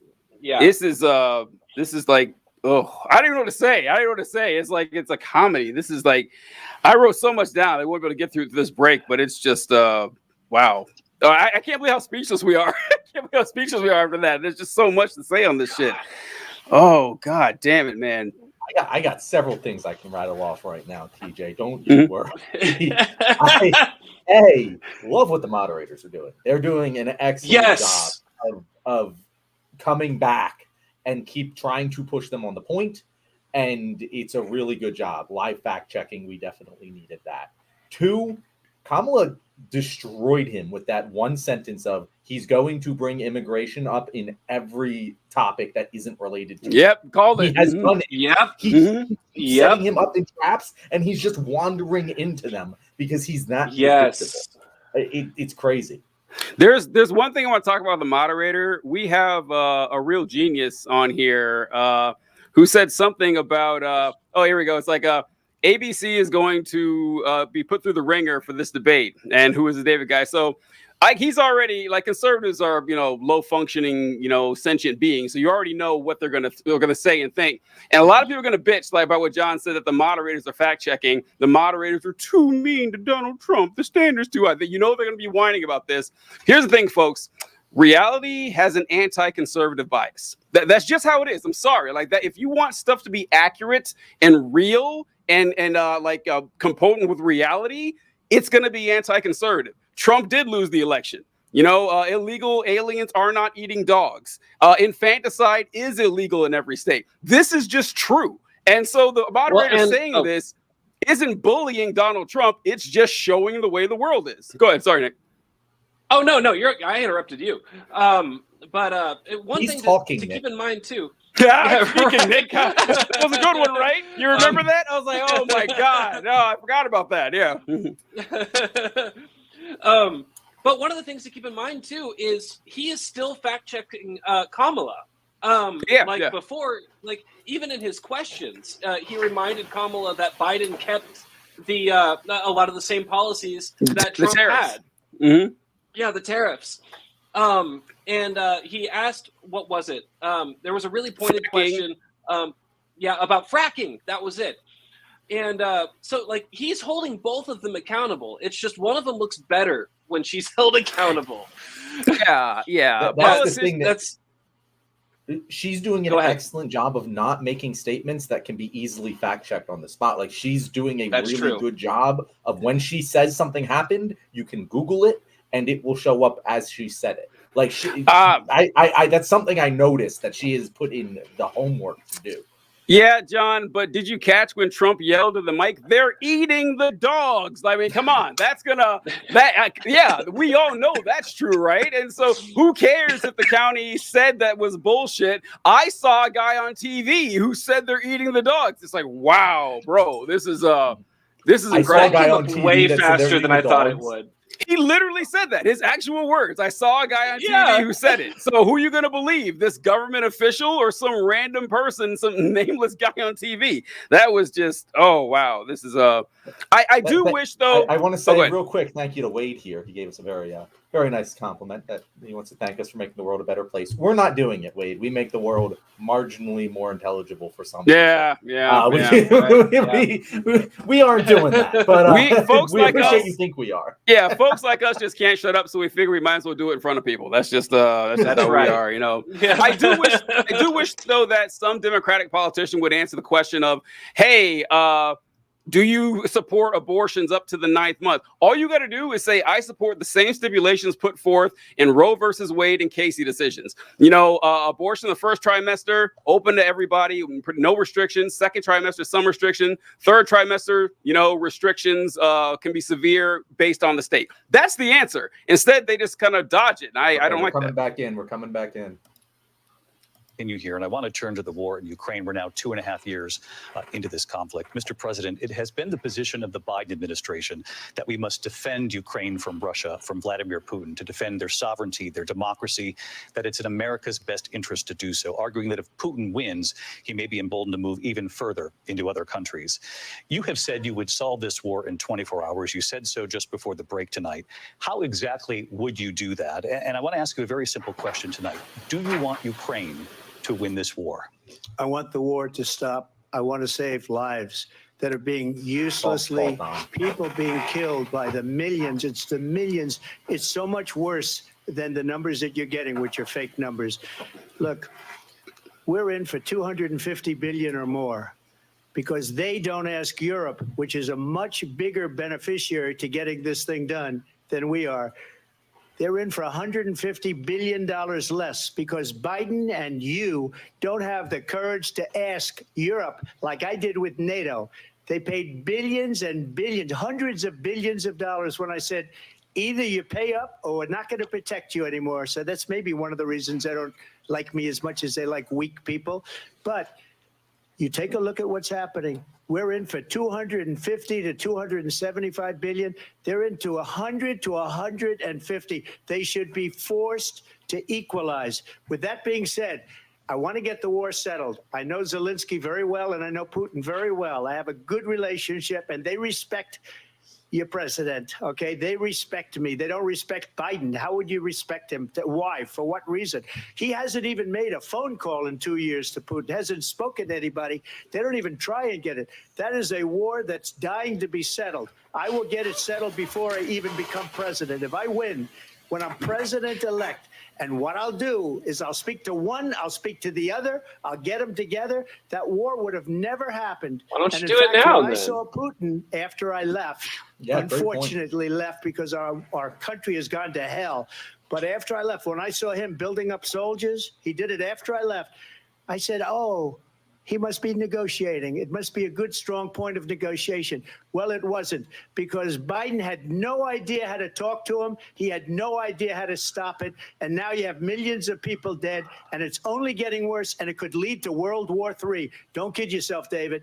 We're playing with World War III, and we have a president that we don't even know if he's. Where is our president? We don't even know if he's a president. And just to clarify they here, threw him out of a campaign like a dog. We don't even know. Is he a Like president? a dog. He threw him Like in a the dog. Haitians. Like a Mr. dog. Doesn't Like a know he's dog. alive. your time is up. Just to clarify the question, do you believe it's in the U.S. best interest for Ukraine to win this war, yes or no? I think it's the U.S. best interest to get this war finished and just get it done. All right. Jesus Negotiate Christ, a deal, who's paying? because we have to stop all of Jesus. these human lives from being destroyed. I want to take this to Vice President Harris. I want to get your thoughts on support for Ukraine in this moment, but also as Commander-in-Chief, if elected, how would you deal with Vladimir Putin, and would it be any different from what we're seeing from President Biden? Well, first of all, it's important to remind the former president you're not running against Joe Biden, you're running against Yes, me. thank you. I believe the reason that Donald Trump says that this war would be over within 24 hours is because he would just give it up. And that's not who we are as Americans. Let's understand what happened here. I actually met with Zelensky a few days before Russia invaded tried through force to change territorial boundaries, to defy one of the most important international rules and norms, which is the importance of sovereignty and territorial integrity. And I met with President Zelensky. I shared with him American intelligence about how he could defend himself. Days later, I went to NATO's eastern flank, to Poland and Romania. And through the work that I and others did, we brought 50 countries together to support Ukraine in its righteous defense. And because of our support, because of the air defense, the ammunition, the artillery, the javelins, the Abrams tanks that we have provided, Ukraine stands as an independent and free country. If Donald Trump were president, Putin would be sitting in Kyiv right now. And understand what that would mean, because Putin's agenda is not just about Ukraine. Understand why the European allies and our NATO allies are so thankful that you are no longer president, and that we understand the importance of the greatest military alliance the world has ever known, which is NATO, and what we have done to preserve the ability of Zelensky and the Ukrainians to fight for their independence. Otherwise, Putin would be sitting in Kyiv with his eyes on the rest of Europe, starting with Poland. And why don't you tell the 800,000 Polish Americans right here in Pennsylvania how quickly you would give up for the sake of favor and what you think is a friendship with what is known to be a dictator who would eat you for lunch. Vice President Harris, thank you. We've heard from both of you on Ukraine tonight. Afghanistan came up in the last hour. I wanted her to respond to something you said earlier, and please, I'll give you a minute here. Putin would be sitting in Moscow, and he wouldn't have lost 300,000 men and women, but he would have been sitting in Moscow. Quiet, please. He would have been sitting in Moscow, much happier than he is right now. But eventually, you know, he's got a thing that other people don't have. He's got nuclear weapons. They don't ever talk about that. He's got nuclear weapons. Nobody ever thinks about that.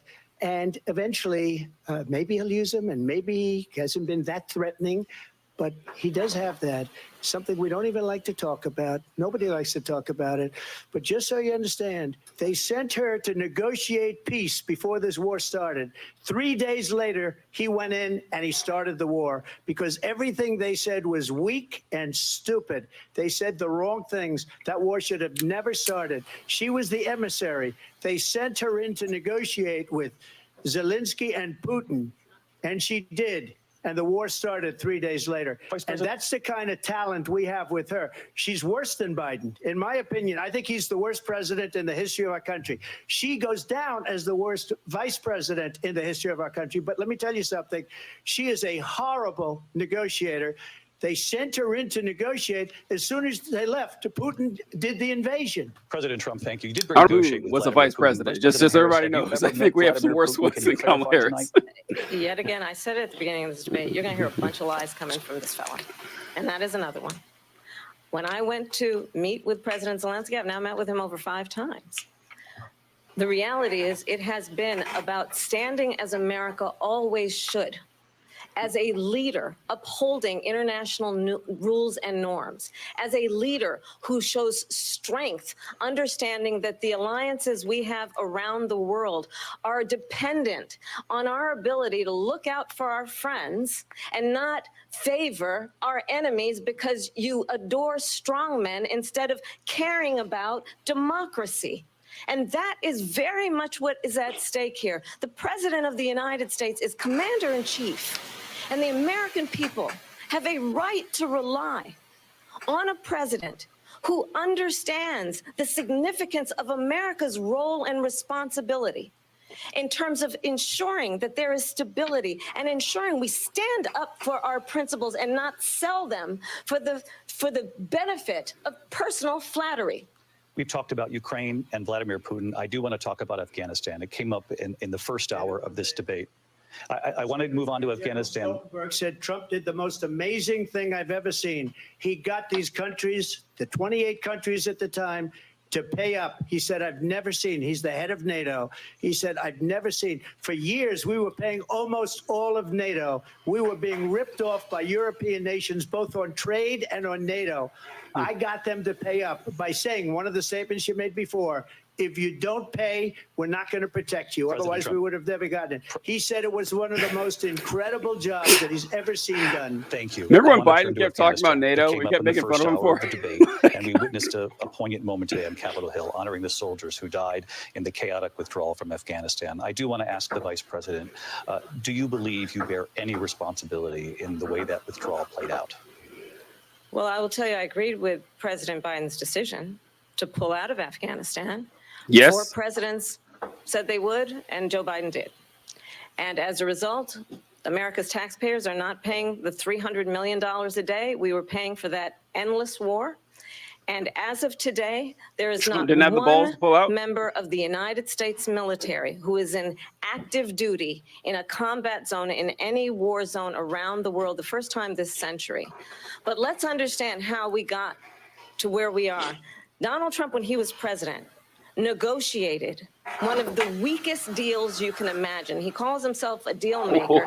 Even his national security advisor said it was a weak, terrible deal. And here's how it went down.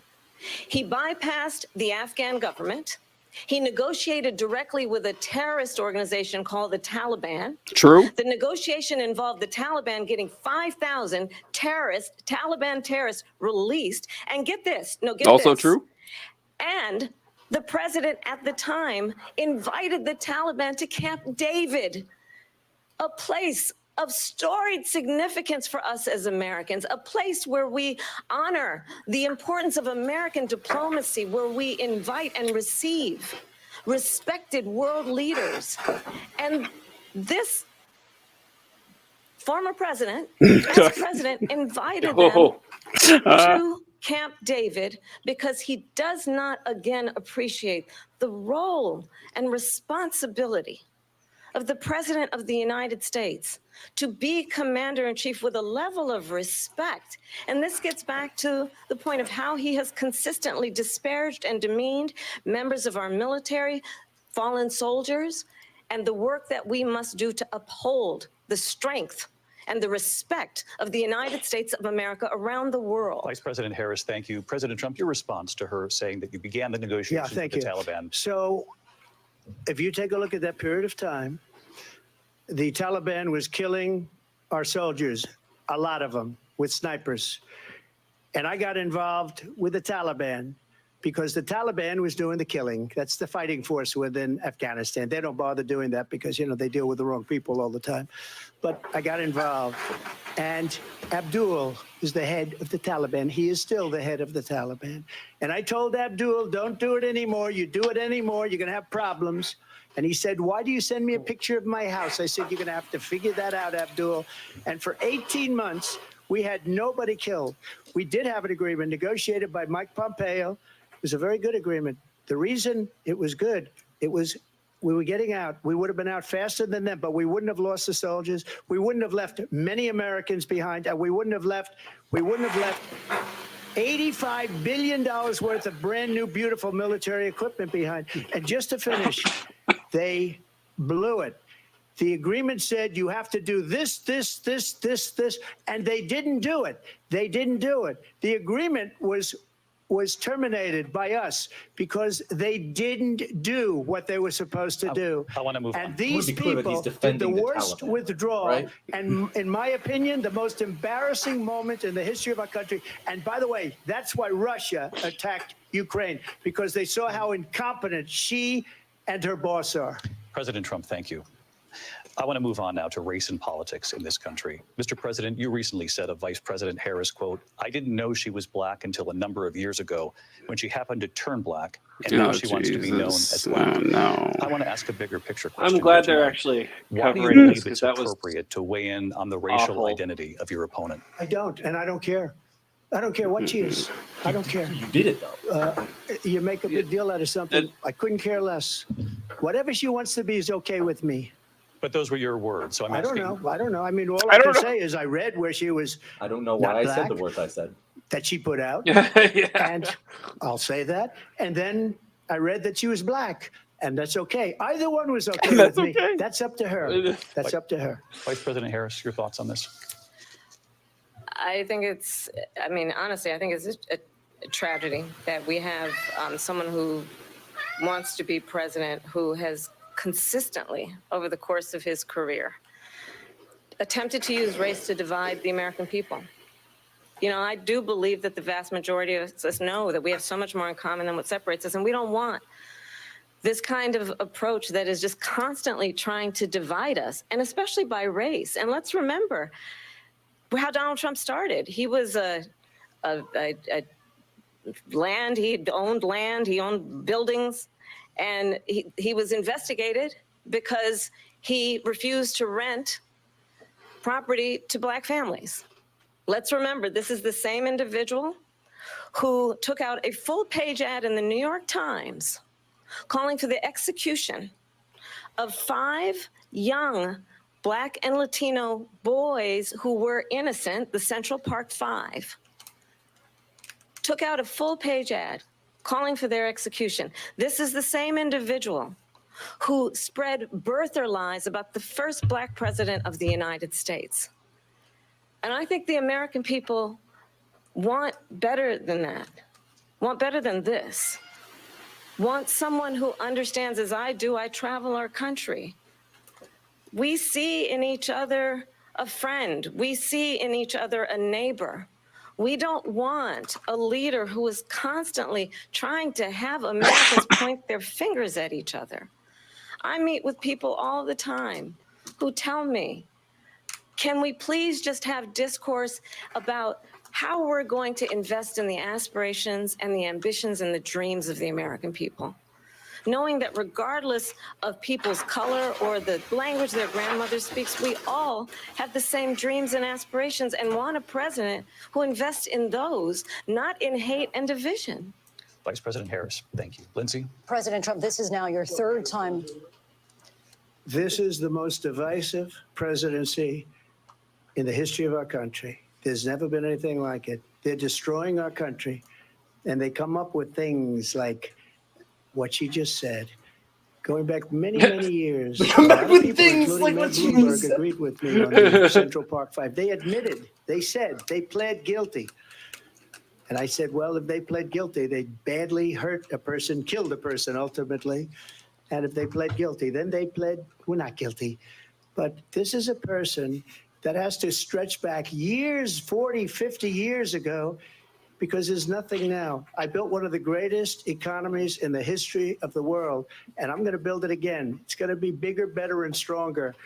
But they're destroying our economy. They have no idea what a good economy is. Their oil policies, every single policy. And remember this, she is Biden. You know, she's trying to get away from Biden. I don't know the gentleman, she says. She is Biden.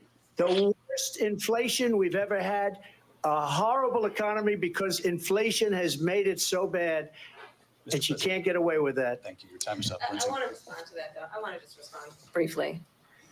Clearly, I am not Joe Biden. And what I do offer is a new generation of leadership for our country. One who believes in what is possible, one who brings a sense of optimism about what we can do instead of always disparaging the American people. I believe in what we can do to strengthen our small businesses, which is why I have a plan. Let's talk about our plans and let's compare the plans. I have a plan to give startup businesses $50,000 tax deduction to pursue their ambitions, their innovation, their ideas, their hard work. I have a plan, $6,000 for young families for the first year of your child's life to help you in that most critical stage of your child's development. I have a plan that is about allowing people to be able to pursue what has been fleeting in terms of the American dream by offering a help with down payment of $25,000 down payment assistance for first-time home buyers. That's the kind of conversation, I believe, David, that people really want tonight, as opposed to a conversation that is constantly about belittling and name-calling. Let's turn the page Vice President and move Harris, forward. thank you. Let's turn to policy. Christ, this is brutal. This is brutal. President Trump. Let's turn to policy, She please. has a plan to defund the police, She has a Why are you letting him talk? confiscate everybody's gun. President Trump, She has you a have to plan move on to to not serious allow issues. fracking God. in Pennsylvania or anywhere else. Okay. That's what her plan is until just recently. I just need to. She will imprison every white person in the country. I'm sorry. Twice that I need to No, respond to. I'm sorry. We're I gonna just need to move respond on, Vice one President time Harris. to what he has President said Trump, this is multiple now your Yes. third time running for president. You have long vowed Good to job. repeal and replace the Affordable Care Act, also known as Obamacare. You have failed to accomplish that. You now say you're going to keep Obamacare, quote, unless we can do something much better. Last month, you said, quote, we're working on it. So tonight, 9 years after you first started running, do you have a plan, and can you tell us what it is? Obamacare was lousy health care. There you go. It's not very good today. And what I So said, no, you don't that have if a we plan. come up Got with it. something, and we are working on things, we're going to do it 9 and we're going to replace years. it. But remember this. I inherited Obamacare because Democrats wouldn't change it. They wouldn't vote for it. They were unanimous. They wouldn't vote to change it. If they would have done that, we would have had a much better plan than What was the Obamacare. But the Democrats came up. They wouldn't vote for it. I had a choice to make when I was president. Do I save it and make it as good as it can be? Never going to be great. Or do I let it rot? And I felt I had an obligation, even though politically it would have been good to just let it rot and let it go away. I decided, and I told my people, the top people, and they're very good people. I have a lot of good people in that administration. We read And about why'd you the bad fire ones. some? We had some real bad ones too, Yeah. and so do they. They have really bad ones. The difference is they don't get rid of them. But let me just explain. I had a choice to make. Do I save it and make it as good as it can be, or do I let it rot? And I saved it. I did the right thing. But it's still never going to be great, and it's too expensive for people. And what we will do is we're looking at different plans. If we can come up with a plan that's going to cost our people, our population, less money and be better health care than Obamacare, then I would absolutely do it. But until then, I'd run it as good as it can be run. So just a yes or no, you still do not have a plan. I have concepts of a plan. I'm not president right now. But if we come up with something, I would only change it if we come up with something that's better and less expensive. And there are concepts and options we have to do that. And you'll be hearing about it in the not too distant In the next future. 2 weeks, Vice probably. President Harris, in 2017, you supported Bernie Sanders' proposal to do away with private insurance and create a government-run healthcare system. 2 years later, you proposed a plan that included a private insurance option. What is your plan today? Well, first of all, I absolutely support, and over the last 4 years as vice president, private healthcare options. But what we need to do is maintain and grow the Affordable Care Act. But I'll get to that, Lindsay. I just need to respond to a previous point that the former president has made. I've made very clear my position on fracking. And then this business about taking everyone's guns away. Tim Walz and I are both gun owners. We're not taking anybody's guns away. So stop with the continuous lying about this stuff. As it relates to the Affordable Care Act, understand, just look at the history to know where people stand. When Donald Trump was president, 60 times he tried to get rid of the Affordable Care Act. 60 times. I was a senator at the time. Remember? When I will never forget the early morning I had to hours go to work. when it was up for a vote in the United States Senate. And the late, great John McCain, who you have disparaged as being, you don't like him, you said at the time, because he got caught. He was an American hero. The late, great John McCain, I will never forget that night, walked onto the Senate floor and said, no, you don't. No, you don't. No, you don't get rid of the Affordable Care Act. You have no plan. And what the Affordable Care Act has done is eliminate the ability of insurance companies to deny people with pre-existing conditions. I don't have to tell the people watching tonight, you remember what that was like? Remember when an insurance company could deny if a child had asthma, if someone was a breast cancer survivor, if a grandparent had diabetes? And thankfully, as I've been vice president and we over the last 4 years have strengthened the Affordable Care Act, we have allowed for the first time Medicare to negotiate drug prices on behalf of you, the American people. Donald Trump said he was going to allow Medicare to negotiate drug prices. He never did. We did. And now we have capped the cost of insulin at $35 a month. Since I've been vice president, we have capped the cost of prescription medication for seniors at $2,000 a year. And when I am president, we will do that for all people, understanding that the value I bring to this is that access to health care should be a right, and not just a privilege of those who can afford it. And the plan has to be to strengthen the Affordable Care Act, not get rid of it, pass this prologue in terms of where Donald Trump stands on that. I want to move to an issue that's important for a lot She made of... a mistake. And number one, John McCain fought Obamacare for 10 years. But it wasn't only him. It were all of the Democrats that kept it going. And you know what? We could do much better than Obamacare, much less money. But she won't improve private insurance for people, private medical insurance.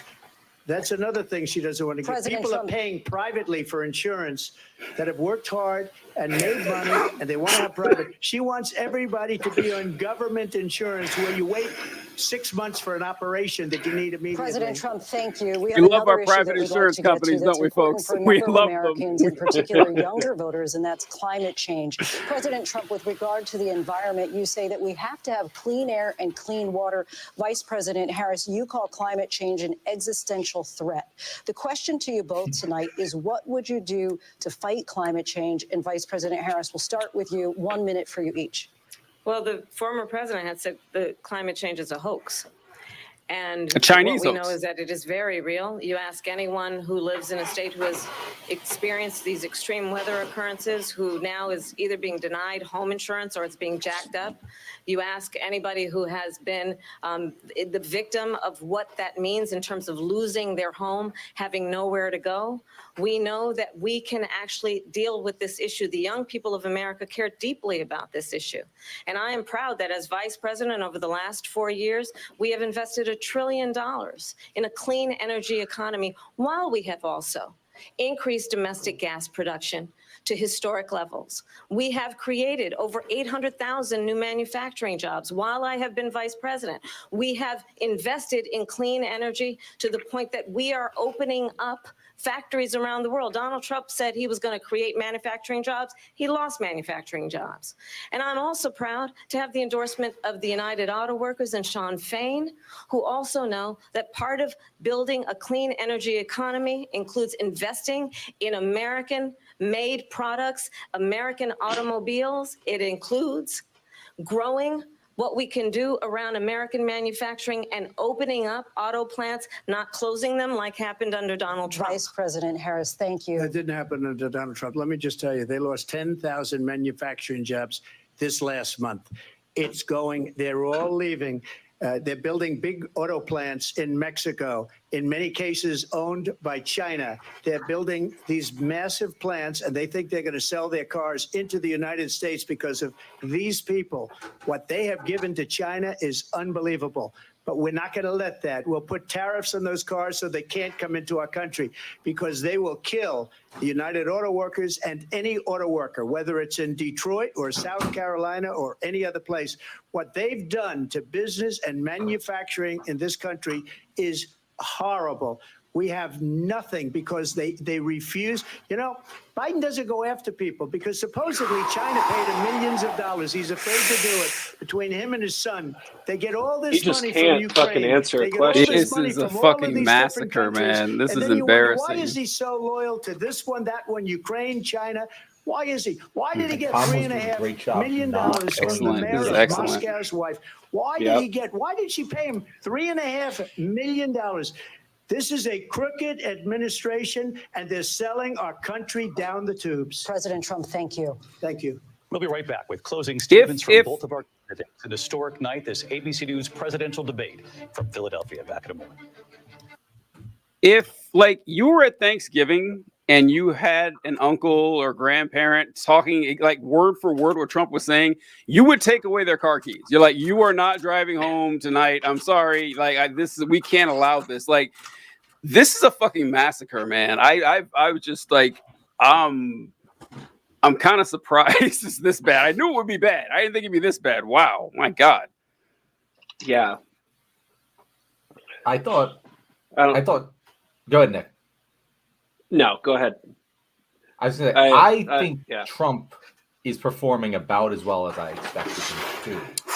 I didn't expect Kamala. This is worse to me, man. Because the reason Trump is doing bad is because Kamala is setting him up to fail. Like, this is exactly the same what we saw with Biden. We just didn't. focus on it because Biden was worse. Like this is exactly as good as he was versus Biden. See, I don't know. I think I know Trump pretty well, and he's usually bad. Yeah, I'm not saying he was good, but I don't know. Honestly, it's just that like he doesn't. I don't know. It's hard to put into words, but I don't know. Nick, what do you think? No, I'm actually with you, TJ. I think Trump is performing even worse than I expected. And I mean, I agree with John that it's partially because Harris is setting him up. Like she keeps laying traps and he keeps walking into it. But he, at least with the debate with Biden, he would resort to different outrageous lies every question. Like some of them were the same, but he would at least, spread them out a little bit. But he keeps going back to the same shit every single question in this debate.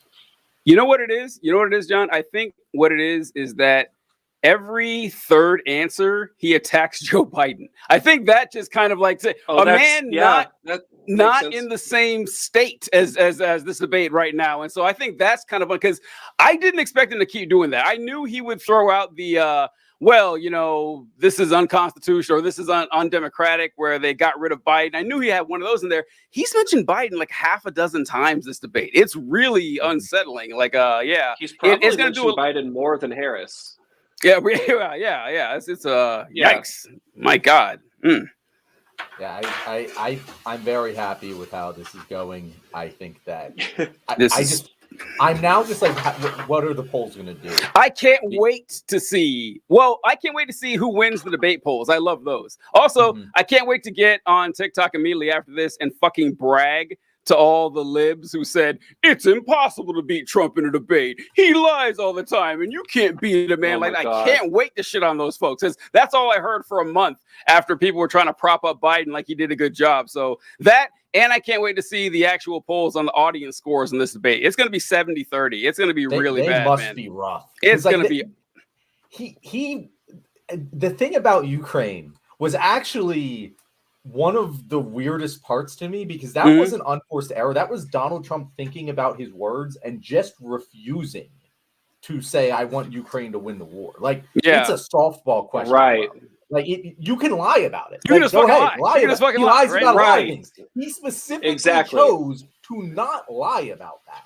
And the really scary part, which I hope does scare Americans, and I hope they get it, is that he just encouraged Vladimir Putin to use nuclear weapons on Ukraine. Like, he did that. I'm actually upset that Kamala didn't go after him for that because that's scary shit. And he intentionally did that, incredibly intentionally. It wasn't Gish Gallop. It was an intentional statement. And it seemed like more than just like, letting Vladimir Putin do that. It seemed like it was kind of a threat almost. Like he said that aggressively. I don't know. It seemed like not only is he going to let Putin do it, but it was kind of an endorsement. Like this will happen if I'm not elected. Like, and I'm going to I don't know. It seemed forward like a threat. Yeah. I was thinking he flubbed the 2020 election question. Like I mean, Trump can't answer that question well. I guess there's no way he can answer it well. But the Charlottesville thing, I just like everything I wrote down. He could have stuck with his answer. He could have stuck with, I lost the election. Because his handlers got him to say that previously. Yeah, he couldn't do it live. And he bit on the. Here again, David Muir and Lindsay Davis. Welcome back tonight. The time has come for closing statements, and Vice President Harris, we begin with you. So I think you've heard tonight two very different visions for our country. One that is focused on the future, and the other that is focused on the past, and an attempt to take us backward. But we're not going back. And I do believe that the American people know we all have so much more in common than what separates us. And we can chart a new way forward. And a vision of that includes having a plan, understanding the aspirations, the dreams, the hopes, the ambition of the American people, which is why I intend to create an opportunity economy, investing in small businesses, in new families, in what we can do around protecting seniors, what we can do that is about giving hardworking folks a break and bringing down the cost of living. I believe in what we can do together that is about sustaining America's standing in the world and ensuring that we have the respect that we so rightly deserve, including respecting our military and ensuring we have the most lethal fighting force in the world. I will be a president that will protect our fundamental rights and freedoms, including the right of a woman to make decisions about her own body and not have her government tell her what to do. I'll tell you, I started my career as a prosecutor. I was a DA, I was an attorney general, a United States senator, and now vice president. I've only had one client, the people.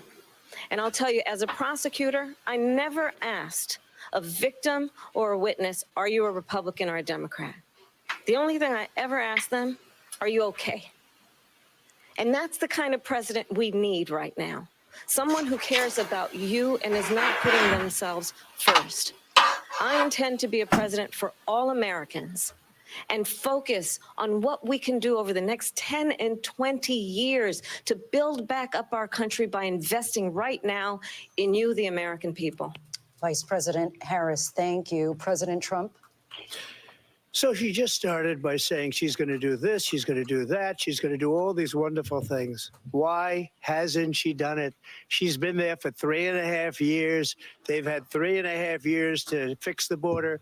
They've had 3.5 years to create jobs and all the things we talked about. Why hasn't she done it? She should leave right now, go down to that beautiful White House, go to the Capitol, get everyone together and do the things you want to do, but you haven't done it and you won't do it because you believe in things that the American people don't believe in. You believe in things like we're not going to frack. We're not going to take fossil fuel. We're not going to do things that are going to make this country strong, whether you like it or not. Germany tried that, and within 1 year, they were back to building normal energy plants. We're not ready for it. We can't sacrifice our country for the sake of bad vision. But I just ask one simple question. Why didn't she do it? We're a failing nation.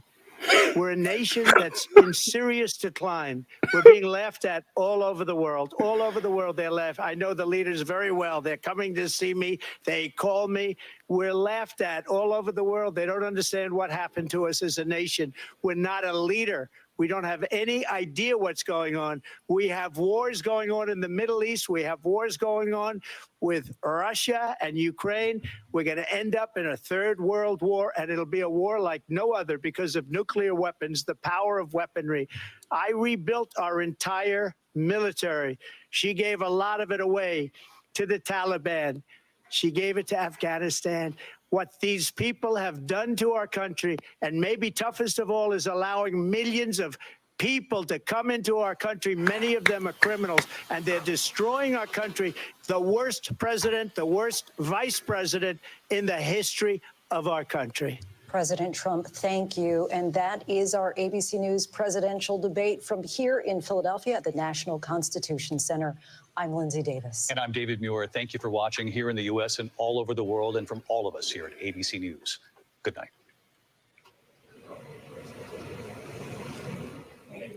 And welcome. Oh, did we lose Nick? Oh, John? Wait, where's oh, John? Sorry.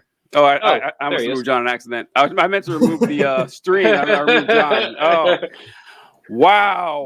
wow, folks. I feel like you know, in The Godfather when Sonny Corleone died, and the Don's like, look how they massacred my boy. I feel like that's what I would be. It's like that was a massacre, man. That was like one of the worst things I've ever seen. You know what? It's not quite as bad as Biden's performance, but it's damn close. It's damn close, man. Like it is. Those are easily the two worst debate performances I've ever seen. Just Trump falling apart at every available opportunity. And Nick made a good point. Walking into every trap, because that's what got Biden. Like Biden failed to capitalize on the real easy home runs. The way Kamala's speech on the abortion one was immaculate. Like it was like point for point, excellent. I just, Jesus, that was rough. Like, what are your thoughts, Nick? I mean, yes, I completely agree that it was a massacre. And honestly, I feel like this was almost I don't know. I feel like this was just as bad as the last debate with Biden's performance. But there were a couple of things that I wish we saw more of. I would have liked Harris to elaborate more on why she's not against stopping fracking. And I wish that they would have because I know the reason. The reason is likely because we don't have the infrastructure to ban fracking yet, right? Unfortunately, we need it right now because we haven't signed in enough renewable energy. I also would have liked to hear her talk about Palestine more. And, that to me is the most important thing. Palestine won't hurt. Yeah, So, she glossed right over it, saying the exact same thing as she always did. I would have liked to hear more. So, Nick, we do have the infrastructure to not do fracking. The problem is that we do a lot of fracking in Pennsylvania, and Pennsylvania is the most important state in this election. That's the reason she supports fracking. It's not a actual environmental energy infrastructure decision. It's an electoral one, which is fine. She's not going to say that. But with Palestine, I was not expecting much, nor does it make sense to elaborate that much on Palestine. She's not going to say what we want her to say. Right. And I do like that she emphasized the two-state solution multiple times. To me, that is a very good thing that, you asked John Cooper a year ago, you say, hey, the Democratic nominee for president is going to be emphasizing a two-state solution in Israel and Palestine. I'd be like, cool. That's an improvement on where we are. So whatever. But she should have held him on it more. She could have gotten him to say we're going to turn Gaza into a parking lot. She should have flipped it onto him, strategically, because it's a losing issue for her both ways, and he's going to say crazy shit. And she didn't really do that. Yeah, go ahead. Go ahead. No, the thing with with Palestine, it's just that you already know it's a weak part in the campaign. I understand you can't go too far because she doesn't want to, alienate potential voters who she could lose by, saying the truth about Palestine. But God, what happened was just kind of insulting. It was 3 minutes about Israel and the suffering that Israel's gone through, and they're not the aggressing force in this this conflict. And then at the very end. And by the way, it's really bad what's going on in Palestine, that all those people have, died from. I'm not going to give you a number. I'm not going to tell you anything specific, but they deserve, their rights. It was just, that seemed really insulting to me, that last part. And like I said, not expecting much. I'm not expecting her to go out there and say free Palestine. I'm not expecting, her to wear, I don't know. It was lower than my expectations. I'm the same way. Go ahead. The one thing I will say about her position, because Dirty Bubble asked a question here, and he says, do you think calling the situation in Palestine a genocide would have been a good move in front of normies? I'm not sure. And it's also a question that I've asked myself a lot, and I don't know what the answer is. I do think at this point that she should emphasize an offensive arms embargo. I think that would play well. I don't think there's much value in calling it a genocide, because once you call it a genocide, there's no wiggle room in your position. You can't call it a genocide and also continue to support the Biden administration.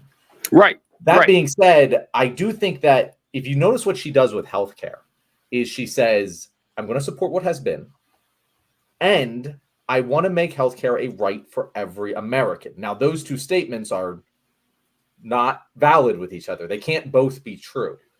But what she does in that is allows herself to say in the interim, hey, I'm going to keep doing Obamacare, and then eventually pivot to, hey, I'm going to make healthcare a right for every American. I do think that is what she intends to do there. And I think that her rhetorical approach to Palestine looks kind of similar. She isn't giving the lip service to the right side, and that very much worries me at all. But she is giving herself room to move out from under Biden once she's out. Will she do it? I have no fucking clue. But there's more hope there than we might expect otherwise. Here's the reason I think I'm disappointed. Now, I'm with both of you in that I didn't expect much. That doesn't stop me from being disappointed. She was one of the first really important people to call for a ceasefire. She called for a ceasefire back in November, back before it was mainstream to do that, before anybody knew what was going on. She was pushing Biden publicly for a ceasefire. I feel like she has a lot more wiggle room than she thinks she does. And I honestly believe that if she gets into office, she will be more on our side and be less sympathetic towards Israel and what they're doing, and more sympathetic towards the Palestinians. But I think she has more wiggle room than she thinks she does to say that. I mean, maybe who knows? I don't know. Yeah, I don't know, John, about the with her calling healthcare a human right. Democrats have been doing that for a very long time. Like a lot of them say healthcare should be a human right. But she in her heart, I believe fundamentally. I don't know. Yeah, I think she's more sincere. I believe than in her heart. If she Yeah. had the opportunity to do universal health care, she would fucking do it. Yeah. You know, like I don't know if she's gonna make she's it been happen, publicly but endorsing that. Yes. Yeah. Yes. Yeah. She has. But so then but the Palestinian, who knows? Who knows? I don't know. But it's just, I don't know. It could be better. It could be, but I mean, I think that, like John and I talked about the other day, that I think she's playing a lot of prevent defense, honestly, and she's not going to take any wild risks, which she did not do in this debate, because you don't have to when you debate Donald Trump. You just let him, that's true. You know, walk. She got him. Yeah. Yeah. And that's all you had to do. And she came off, dignified and fucking normal. It's just like, I don't know. There's not a whole lot to say after that. There really isn't. I feel like anything to add would just be redundancies. But I'm interested in how people are going to react to this, because it was funny. Donald Trump had some great. I'm never going to forget "they're eating the dogs" line. I cannot wait to be putting that everywhere. That was okay. Did they just run this just so Trump could bring this up in the debate? Because this happened yesterday. This story literally broke yesterday. Yep. Yeah. Go ahead. Yeah. They baited him, and he did it. He took the bait. Fucking wild, man. Fucking wild shit. Well, I'm upset that they did this debate at 9 p.m. again. There's no good reason for this whatsoever. I mean, it's 11 o'clock at night, and I don't like it. I don't like it at all. So old man TJ's coming out. Old man TJ, yeah, right. Yeah. This is way past my bedtime, folks. I'm a 40-year-old man. I can't be doing this shit. This is wild. John, a buddy of yours in here, also named John, he kept asking. He was making this reference to a 30-year-old meme about circle jerking around a biscuit. For those of you who are under the age of 71, this was big during the 90s, where they would talk about guys jerking off around a biscuit, and the last person to jerk off, I think, had to eat the biscuit or whatever. He wanted to know who won the game. He wanted to know so badly. Well, what was his name? What's this guy's name? John something? John Cahill. John Cahill, the winner was your dad. Yeah, the winner was your dad. Yeah, he actually had to eat the biscuit. He loved it. He asked for seconds, and he enjoyed it, man. So be proud of that. It was pretty good. And I will sign us off because TJ's video has completely frozen for me. I'm pretty sure it has for everyone else. Yep. But thank you all very much for being here. I do hope there will be another debate. And if there is, we will be here. We will be inviting Nick back because he's excellent. Nick, did you have anything you want to close with? Oh, I did find out the vice presidential debate October 1st. Okay. Sounds good. October 1st. I know we were where to see wondering you, that fellas. at the beginning of the stream. So, yeah. All right, cool. I'll catch you guys later. Bye. All right. I'll see you later. Have a good night, everyone.